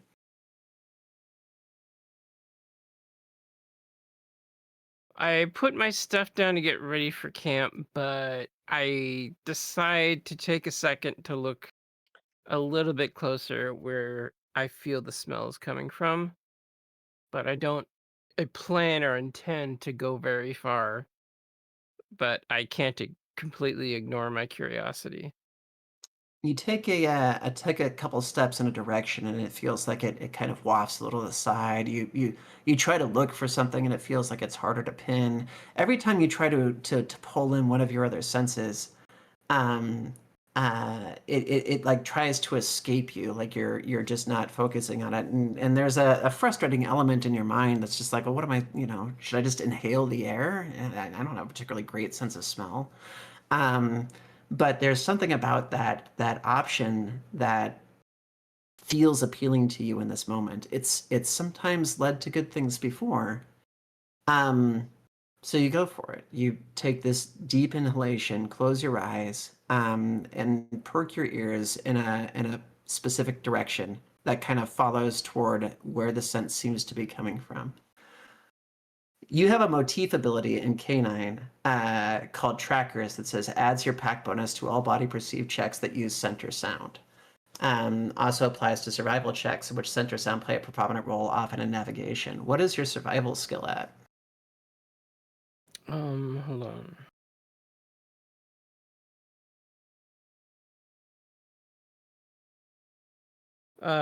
1. Okay. And then, which is the same as a body, but it means that applies to both of these different things. So what I'm going to have you do is add your pack bonus, which is a general score that applies, that gets bigger as your character gets bigger. Currently it's 1. It's up there in the upper left-hand side of the character. I'm going to take that and add it to your check, and I'm going to simplify your check once. So you're going to roll a d10 and a d12, and then you're going to add your body exert and your body perceive. So it's adding 2. And then you're going to add an additional 1 for your pack bonus. So it's a grand total of +3. D10, D12, +3.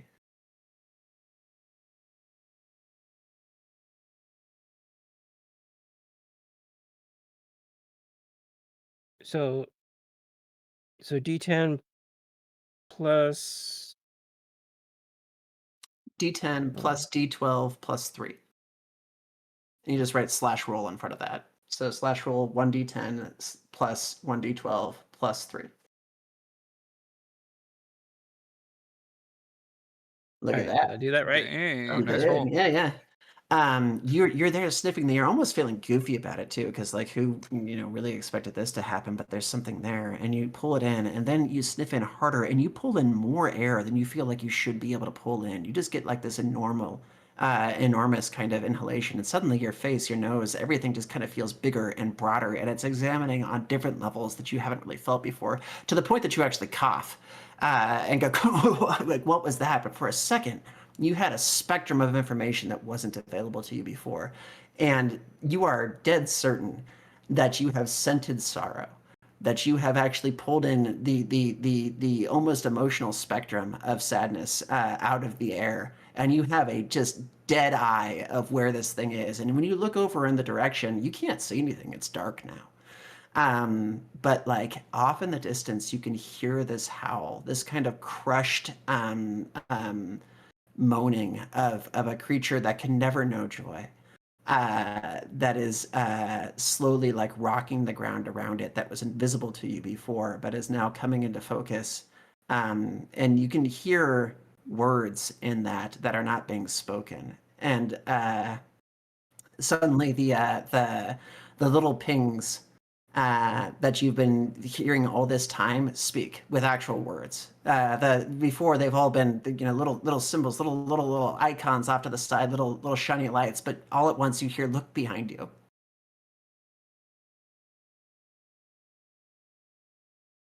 I'm already very, very anxious, but I decide to listen to it and look behind me. You spin. There's nothing there, but there's a feeling. As you reach your hand up, you kind of prod at the air beside you, and the air bubbles a little bit, like there's a membrane just on the other side. It's clear, you can see through it. There's no real visual indication that's present, but you can feel it as you run your hand across it, just tingling at your fingertips, and kind of push and pull it like some kind of like a drumhead membrane. Do a mind perceive, and I'm gonna put either culture or creation, whichever one of these is bigger for you. Let me see.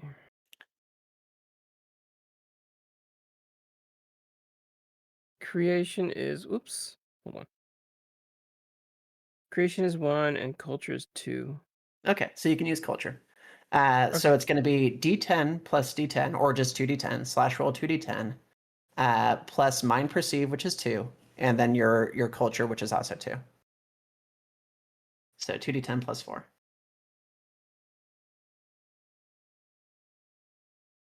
Look at that!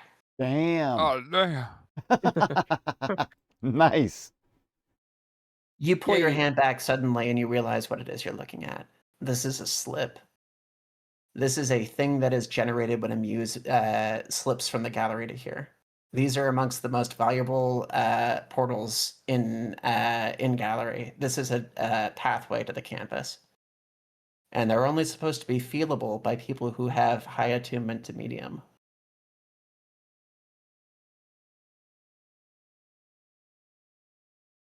Oh, okay. I gaze at it like fascinated and run my fingers up and down the border and try to examine it the best I can. You keep passing through it and feeling just like you can't quite get your fingers on it, but it's like aching at you. You shouldn't even be able to touch it like this. By and large, slips go completely unnoticed by anybody who isn't an ocean. They're usually only really accessible by muses or by other notions, or if they've just been opened because there's enough ambient medium in the space. So maybe that's what's happening here. Maybe there are enough notions around that the ambient medium in the area has given this a little bit of substance. But that's weird behavior. You haven't really like encountered that before. Nobody knows about this thing being this close to the city.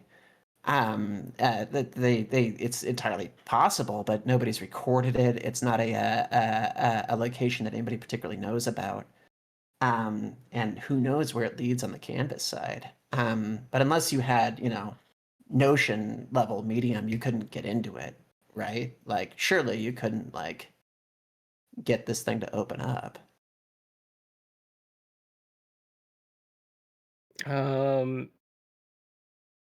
I try to slowly push my hand through the border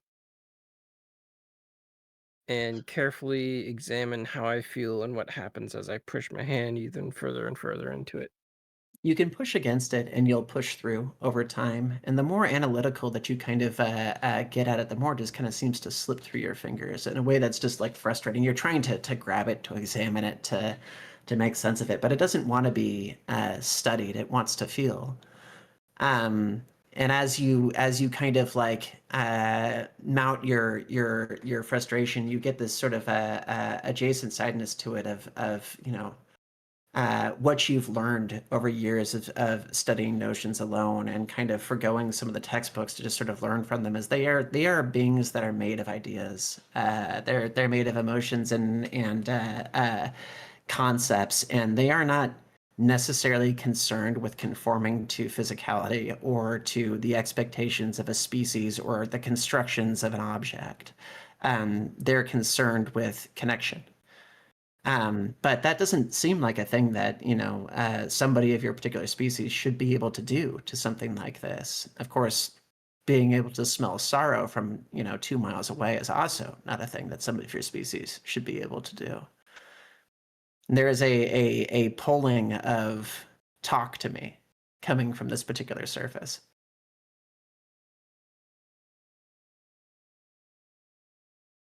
Okay. Let's see. Hmm.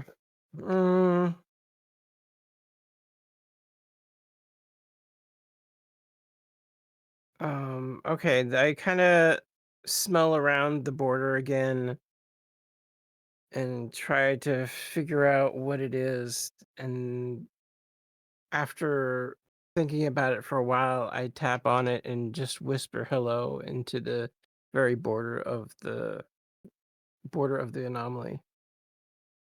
The surface of it ripples a little bit as your breath touches it, um, as you kind of give it a little aspect of itself, and you can see a little bit of a shimmer.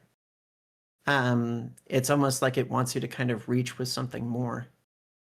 You're reminded of the action that you just took when you were trying to sense something of, the limitations of your physicality would not allow you to necessarily like sniff this stuff that you had felt on the wind. But if you could give it more, like medium, it might be willing to respond. You're aware that slips can be opened up by handing it a amount of medium by presenting it with a certain amount of power, like plugging in a battery. But that's not something you're really carrying around with you right now. Unless you were able to generate your own source. Most humans can, but not to the amount that is required to open up something like this. You would have to be able to dig deeper. Mm.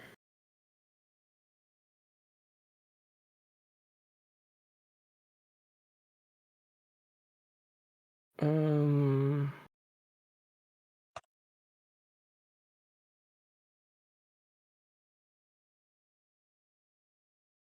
uh, Don't worry about game mechanics. Think about what your character might want to do if they're trying to engage with something that fascinates them. What aspect of themselves can they donate that is personal, that is, an essence of themselves? How are they going to dip down for this kind of thing?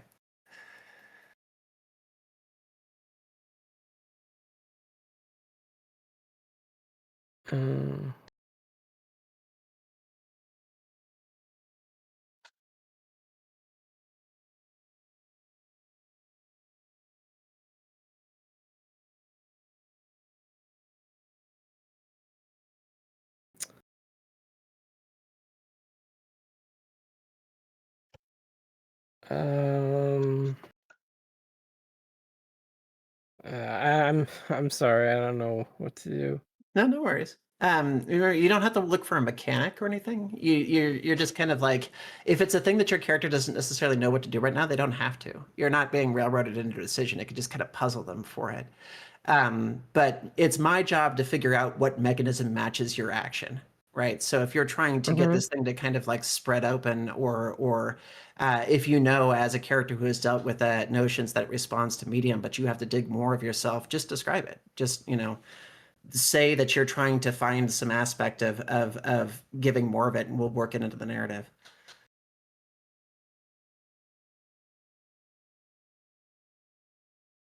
Or, that they don't, that it's just not a thing they do right now. I guess I just try to be very gentle, and I try to sit down and observe it and see what it wants, You or begin watch it. Go for it. Go on. Sorry, or just watch it. Yeah, sorry. Yeah. Go ahead.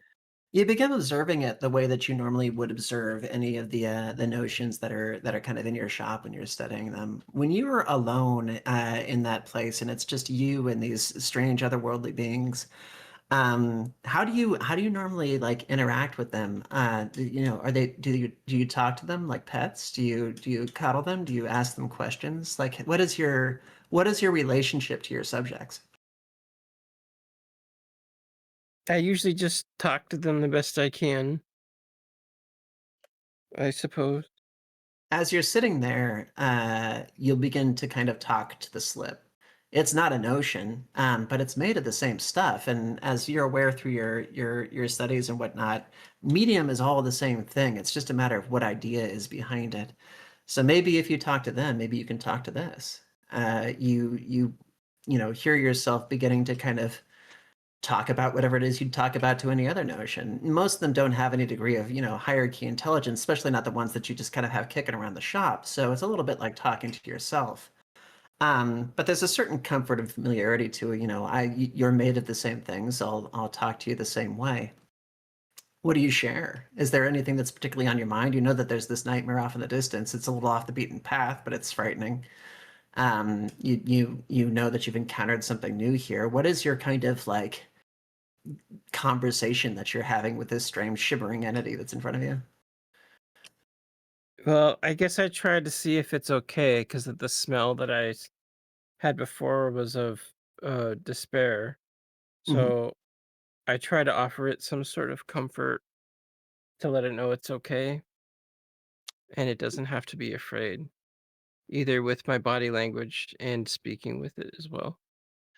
You talk to it audibly, and you can't really see much of a response that happens in that case. But as you're doing it with more of a body language thing, as you're kind of trying to convey the idea of like it'll be all right, that scent is from a nightmare that's very far away. You do kind of see it shimmer at that. The as you're trying to convey in a more physical sense, it kind of seems to give a response, and you realize as you're kind of talking that you're giving it this sort of feeling of comfort or sympathy for its like almost trapped position. You're communicating to the story of this medium with yourself on a more physical level, and there's this kind of pressure that might be able to give it more, that you can in the same way that you've been catching visions of things off to the side, that you might be able to deliver a vision of comfort to this thing mentally, if you could just kind of hand that idea as though it was physical.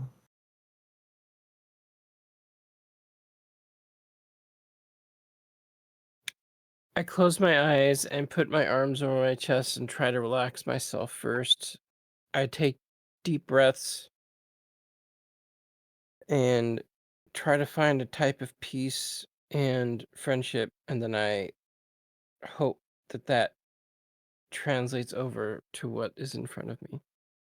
You find this within yourself and kind of extend your hands out a little bit. You, as somebody who has lived in gallery, know what it is to hand a medium over, but you've always done it in these tiny amounts before, because you can be taught to do that as a humanoid in this space, but they just don't carry a whole lot of it in usable amounts.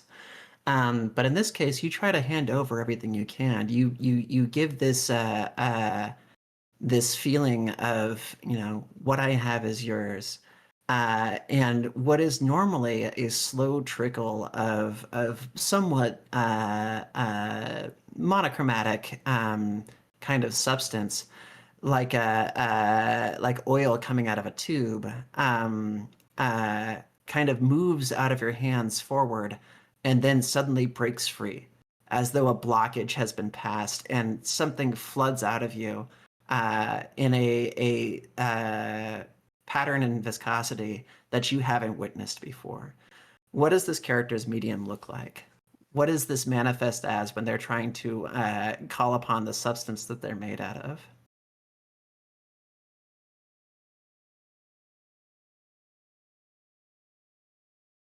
It could be a dust, it could be a fluid, it could be any color you want to, it can even be sound. It doesn't need to be a paint necessarily.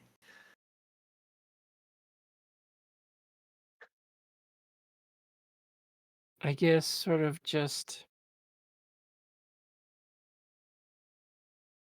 like sort of like a very fine pollen, very fine pink pollen, like a powder that's just flowing through the air like water.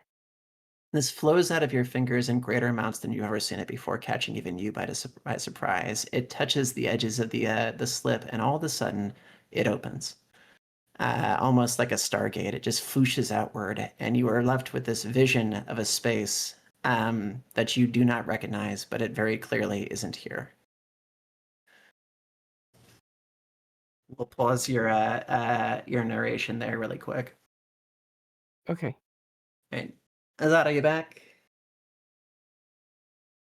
Yeah, just Okay. finishing up some notes I was coming up with. How do we want to approach your scene? I'm curious how we can kind of like run this from the inside of a host. Okay. One thing I did was I updated my notes file on this, and let me just get to the right here, upping it. Yeah. Okay. Uh, the chat text stuff. There's oh bleep. I just copied. Oh my god. Okay. Sorry, I got distracted.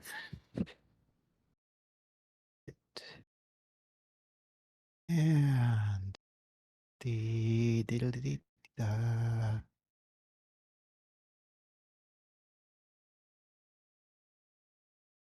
okay. My character notes edited into that message I have here. Yeah, the reply to that, so you can just follow that up. But I have some information about 3 headmates that shared the body, might have manifested in different locations Um, after pulling into the gallery. But for the moment, they're kind of inside the host's headspace, let's say. Still figuring this out pre-break, or kind of breaking at the time. what is your like kind of day to day for the host? Like where are they at and what are they sort of up to? Um, folk stuff basically. A basic service job, making fast food and hoping the world stays together long enough to pay the rent. Uh,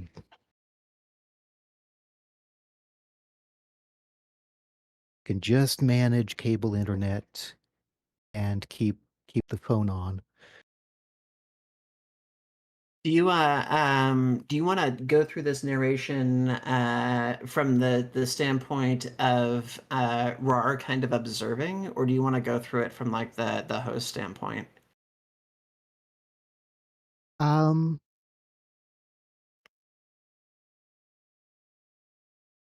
well, we've got a couple of headmates here. One is the responsible one.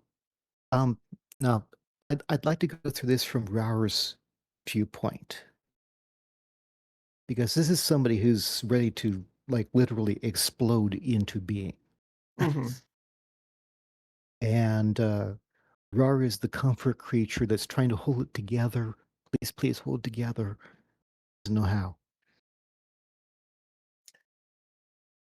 I think I have an idea for a kind of narrational place to go with this. We'll give it a try. We'll give it a shot here. I'm going to put you into. It is nighttime. The host is asleep. What's their name? Um,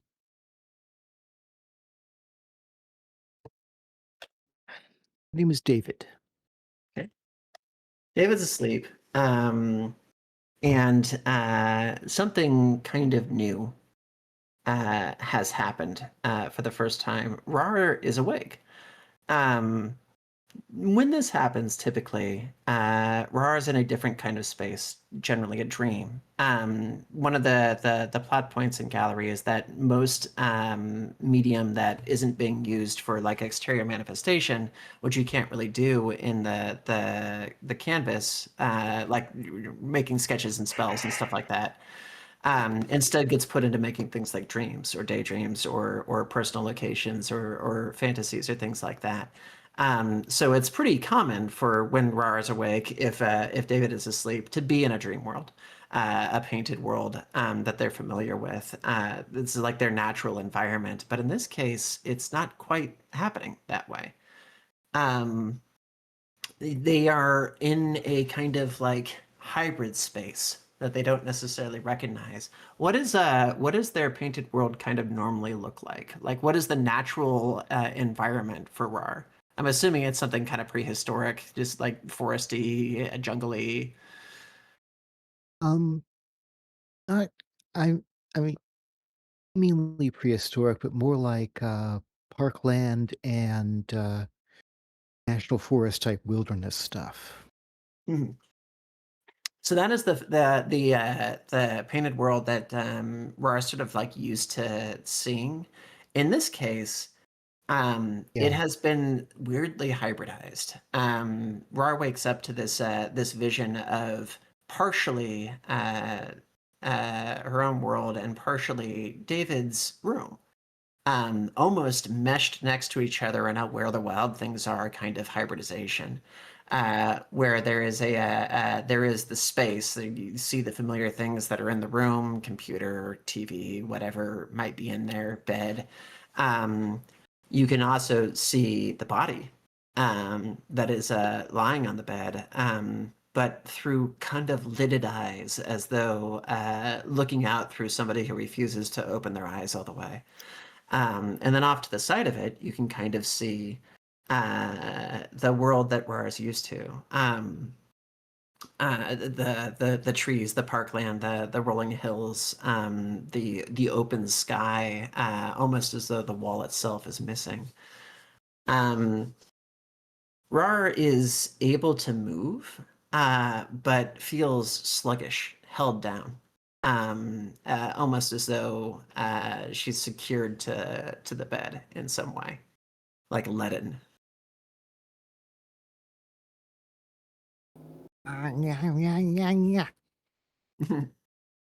No move. Wanna move. You go to move your arm, and this just sort of heavier, less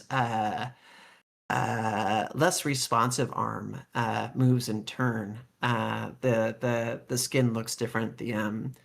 The construction looks different. Um, it's recognizable, and you can almost see it from two different perspectives. You can see it from the interior perspective, looking out through David's eyes, but you can also see it through this exterior perspective, looking in from the painted world that seems to have conjoined with this one. And Rara can see that, as she's moving this arm, David's arm is moving in an almost sleepwalky fashion. This is a somewhat unfamiliar territory for this particular altar, because having control over the physical body in any particular sense is not a thing that she's aware of having done before. No. Oh no. Uh, help. You can feel the echoes of the other people that are in there, but their overall like presence is somewhat muted.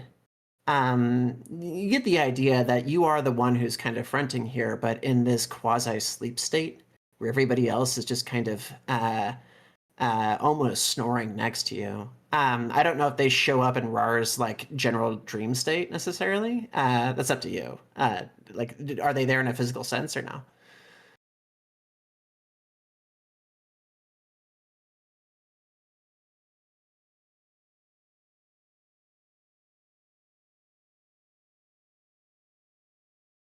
Um, it's kind of a there's a shared inner space, but it's like most of them don't really enter it. It's kind of like a communications channel almost. Uh, like one might see it as a sheet of paper with words and images. Another sees it as a room that they can enter and move around and interact with. And Rar sees it as a campsite. Okay. You can see off in the distance through this like dimly lit vision of the outside eyes through David's eyes of the campsite off in your painted world that might or might not have communication in it, and in this sort of dual phase. This you can also look behind yourself and see the similar campsite. And as you go to move, Rar kind of feels two separate presences of physicality. There is a more lithe and agile and quick creature that Rar is used to being that could turn around from this scene and go back into the painted world and approach the campsite. But doing so leaves the kind of body behind. Alternatively, for the first time, Rar seems to have kind of control of the physicality that is David. And while it is slower and clunkier and unresponsive and seems to be asleep almost, or at least only partially awake, it can get up, move, slowly push itself out of bed, and possibly enter the same state. There's a part of Rar's kind of knowledge of their location that says, surely you can't enter my dream reality, but you can see it through both eyes. You can see it through the lidded eyes that is David, and you can also see it through this kind of spectral, usually thought version of yourself that are sitting in there. Mm. Which way do you want to approach from?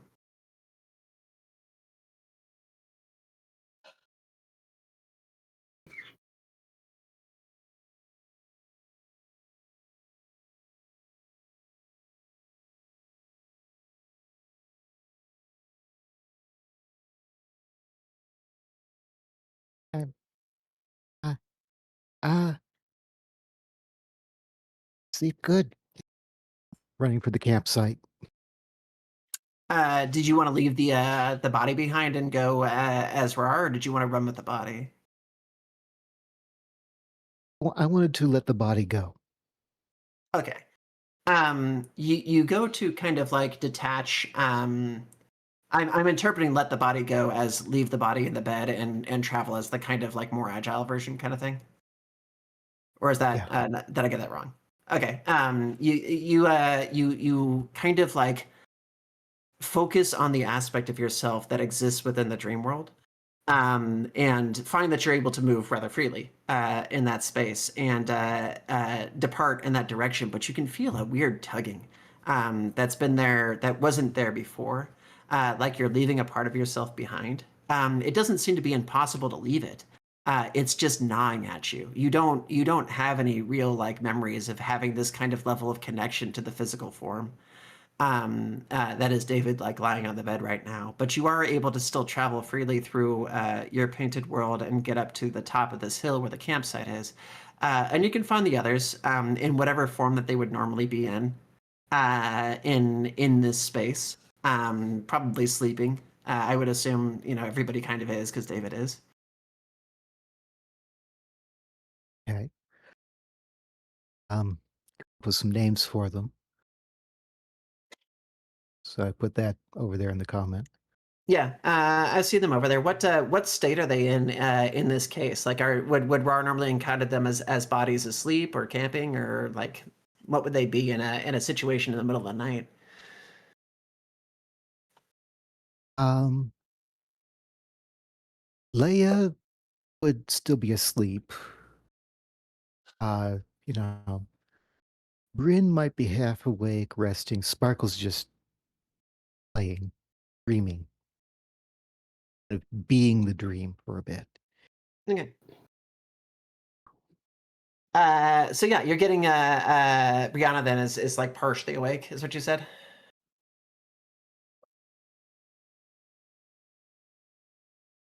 If I heard that right? Yes. Okay. That is the person that you kind of see most likely as able to communicate you. So you can go over there and kind of prod her and see if she'll like wake up for her, which she does after a little bit of scenarios here. Do you want me to play these Basically characters? bouncing Go on. ahead. Yeah. Um, um, Or you can give me the some guidance Sheraton, as I to what's think, going to for now. happen. Uh, Rara's like lightly bouncing on a going, Brinny, the body. I don't know what. uh, Move me. uh, she'll like kind of blink awake and be like, it is way too late for bouncing on top of me, and will look over to the sleeping form of Leia, and just be like confused, and say, what are you talking about? What are you where? What?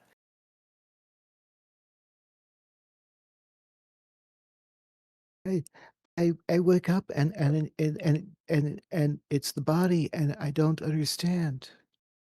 Show Or she me. knows what being up front is. She's done some research on plurals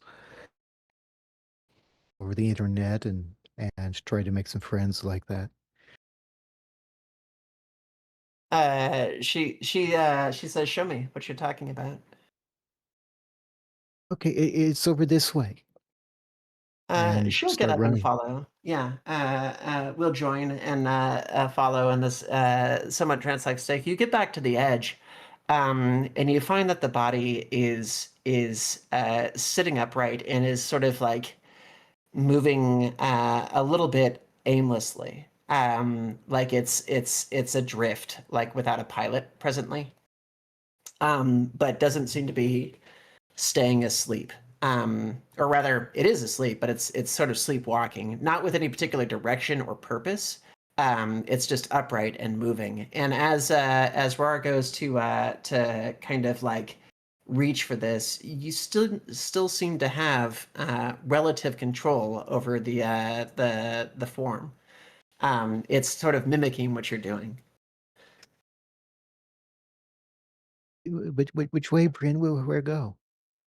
Brendan is somewhat perplexed by this entire scenario too, because I'm working off the assumption that this isn't a thing that's happened before. Right. So the thought is, can you move them? Yeah. It's we can go over here and sit on the bed or like pick it up and like feet. don't know. But we can see from here. Can you see through those eyes? Lean over and kind of try to look through the eyes as opposed to at the head or face. You find that you can, and the vision is lidded and barely visible because it's dark in the room, and because the person is kind of partially asleep. You can look over and see essentially yourself as well as Bryn, standing there in this sort of hybrid space that's happening, which Bryn is kind of attuned to as well at this point, and says that can't. Any time I've ever seen through those eyes, I've never been able to see these spaces before. Wow. Okay. Uh, should I make this lie down again? I don't know. Can you walk it here? I'll try. Bit by bit, the body will walk slowly and ponderously toward the aperture that is the hybridization of these two spaces.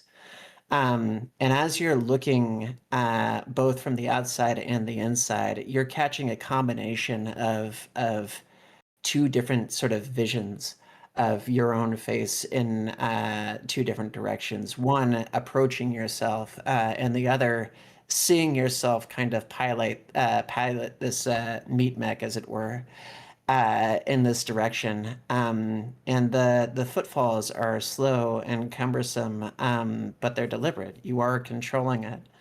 And as you reach the kind of general threshold of this area, you reach a hand out and press against it. And you can feel this sort of like viscous quality to the air, like molasses, as you're kind of pushing your hand toward the dream world. And while you're watching, you can, from the outside, you can see this sort of tension, this extra effort that you're having put in. But when you get into the body to experience this from the inside and actually give the order to continue pushing, you find yourself consumed by this fear. It's more than just trying to push a physical barrier. There's a mental barrier too, of like whatever this is that you're pushing against has never really been here before. If you break through, you don't know what's on the other side of it. You're standing on the other side of it, so consciously, Rard kind of knows what this other world looks like, but this physical body in this physical space has never encountered this phenomena before, and who knows what will happen if it breaks through.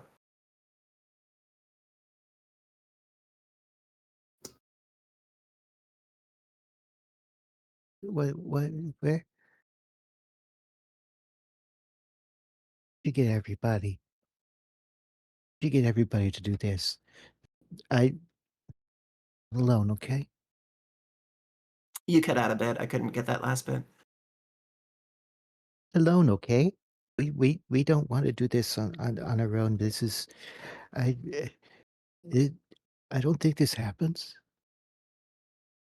I don't even know what this is, Bryn says. I don't know if I can wake up, Leia. That would that end it?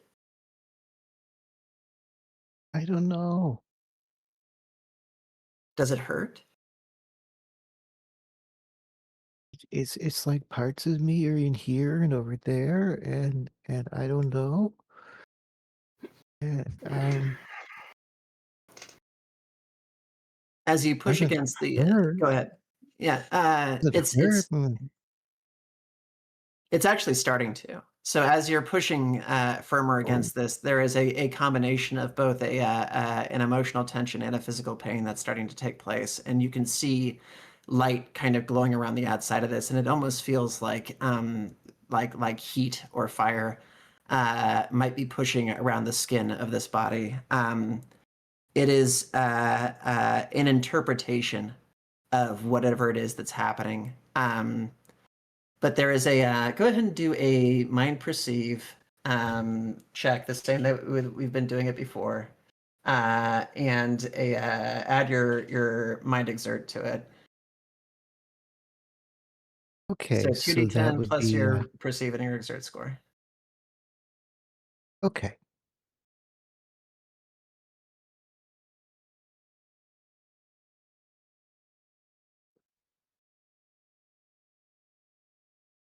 Nice. Good number. You are actually able to parse this a bit and figure out a little bit about what's going on here. It does begin to feel like physical pain, but it's kind of like the only way that the brain is being able to interpret what's happening to it. There is this conscious feeling that at the other end of this barrier, whatever it is something that might be dangerous to this form. Dangerous in the sense that whatever that thing is might not survive it. Not because it's going to get impaled or burned or damaged in some way, but because whatever makes up the entity that is David cannot survive this transition. We, it, and things are going to be missing, and I don't know. There's too much stuff going on. I'm something over there. It's through that. I want that. Maybe I we need to want go that. talk to Leia. But it hurt. Yeah, yeah. I'm assuming you turn and rush back up to the top. Try to turn and rush up to the top just in case it doesn't work.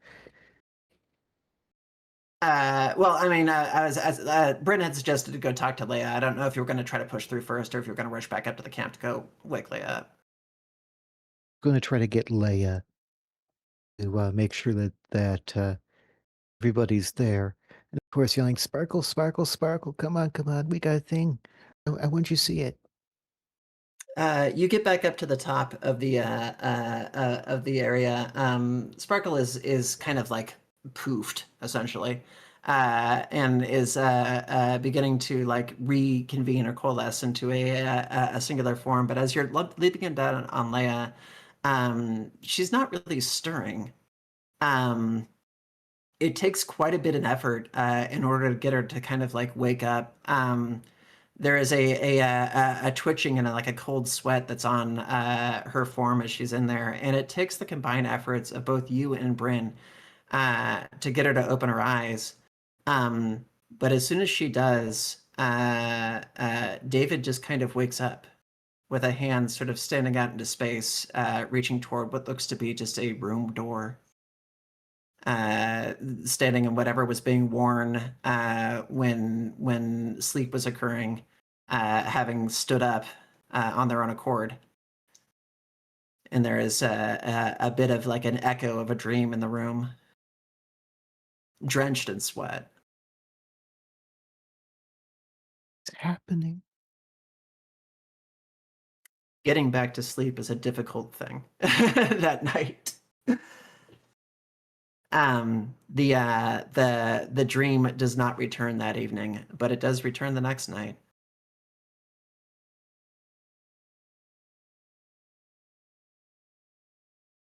Boy, I am unfortunately going to have to go ahead. Sorry. Yeah. Rar starts time with Sparkle. Now with Sparkle knows anything. Okay. I am unfortunately going to have to pause this here because I'm going to have to go grab something with my kiddo real quick. But Okay. I hope that was a fun little intro for folks and that I got you, kind of thinking about it. What did you think for a first experience? Having to go scene by scene is slow, I know, but you would be joining in like the next session or so. I think most of these kind of situations always start with, well, I don't know a lot of TTRPGs, but like I know that a lot will start in a group, but like starting separate is kind of neat because you have to have some way of bringing the group together, and that's inventive. That's a very unique way. Hello, Rocket, come here. Also, I do love that we have origin stories. you know, like, and all of them, That's yeah. they're so unique. That's why I like to do it this way, is because this game tends to be a lot about this particular experience. So when everybody gets to see it, then when you do get to come together, in like the next episode or something like that, you have a shared experience to compare with each other, and can then tell each other how you got there. Because every character in the game goes through some aspect of this as they begin to touch on the more sensitive parts themselves prior to this transformation. So the way that the game is structured, you usually kind of manifest in the second session or so. Mhm. And the first session is designed for leading the things that give impetus to that manifestation. Okay, yeah, I like that. Like, That makes sense. what I was very immersed, and honestly, like, someone in my chat also said that too. Super cool. I was totally immersed. This is a really great storytelling method, and also like the fact that it is kind of a tabletop game, so there's like interactions, and you as the DM, like, you have to have such an amazing imagination to be able to do this. I'm not well versed in that, so honestly, I'm impressed with my own how well I was able to handle things, as flustered as I got. Doing my best. Actually, that last one was a challenge. I've never tried something from that angle before. That was a fun thing to try to work with. That was very cool, very Wow. unique, very different. I liked it. It was Um, awesome. Like, Mhm. Yeah. Yeah. There you go, Jeva. I dug it pretty hard. Like, I really like where it was coming from. I really am looking forward to like seeing the time when like everyone kind of like coalesces into like the same party, but just kind of like seeing and starting where it's like everyone's just kind of doing their own thing before like it feels like like actual genuine um what's the word, narration story, like actual like storytelling, as opposed to just kind of like a lot of campaigns have been like, you and your friends already know each other. They're in a dungeon and they're about to kick the shit out of some goblins. Please roll for initiative. So I really I enjoyed think it. the there's a goal with this one where the story is about the characters as opposed to the story being about the story, and I just shove characters into that story.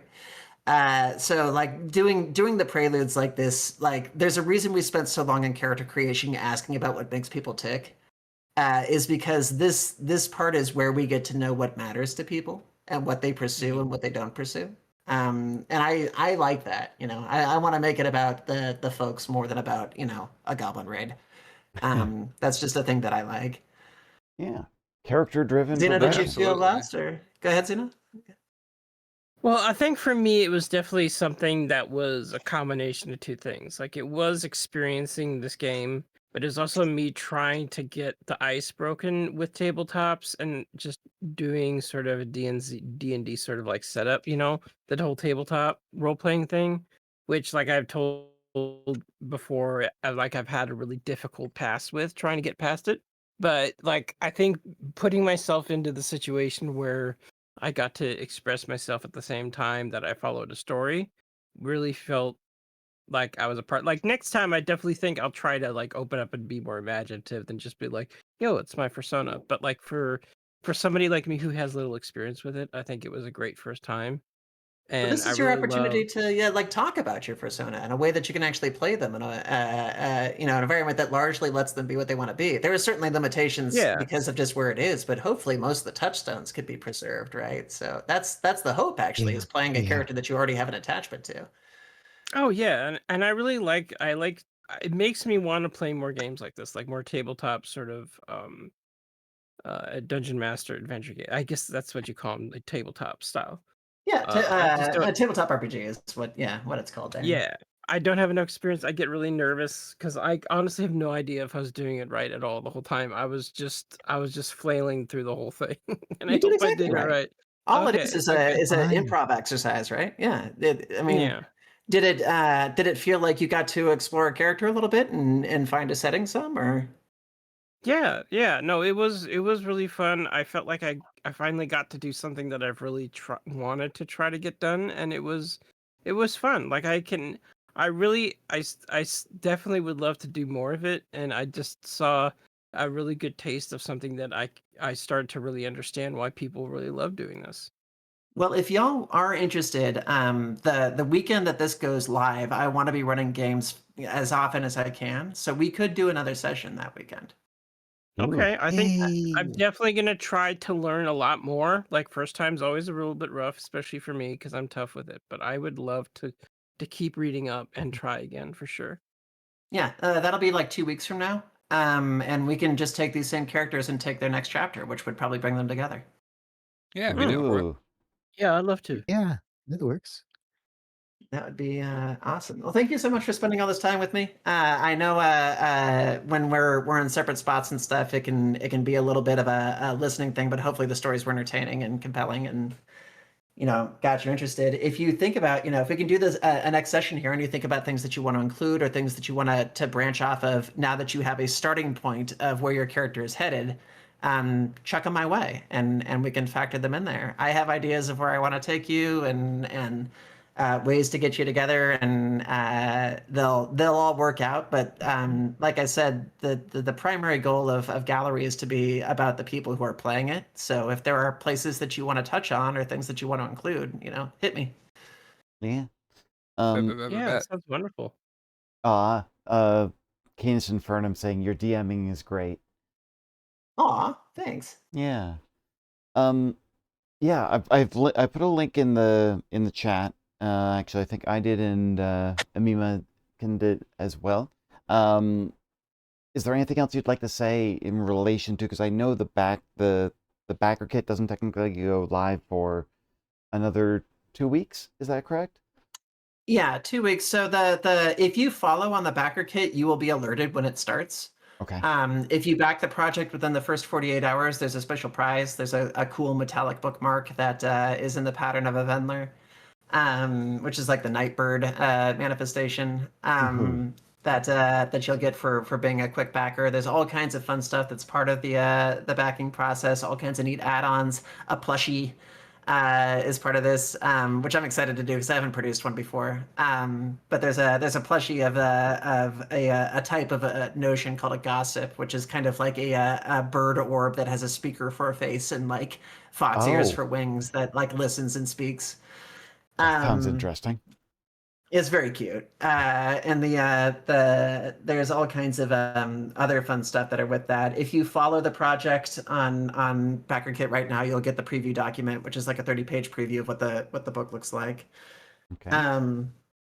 And there's a YouTube channel, which I'll get the link to right now, that has videos on like every page of the preview document. So if you're curious about behind the scenes stuff or what I was thinking when I designed something or anything else like that, you can actually check out the YouTube page and be able to like check the entire thought process. It's right here. I'll put it there, and I'll put it I'll copy this into the chat. there. Oh. I just did, yeah. Oh, you did. You got it. Great. Yeah. But yeah, this is I've been doing tabletop design for quite a while, and this is unfortunately kind of the last hurrah. This needs to do awfully well, or I'm not going to get a chance to do it again. It's certainly the most personal project I put together. I'm really excited about it, but in our day and age, there's only so far that quality gets you. Popularity is the real driver. If nobody sees it, nobody buys it, right? So if you want to help me out more than anything, just spread the link around. Toss it to people who might enjoy the game you just played. If you had an experience, it was like, I have a friend who would, might enjoy this kind of thing, just toss them the link. And that will help tremendously. Sounds great. Yeah. Okay.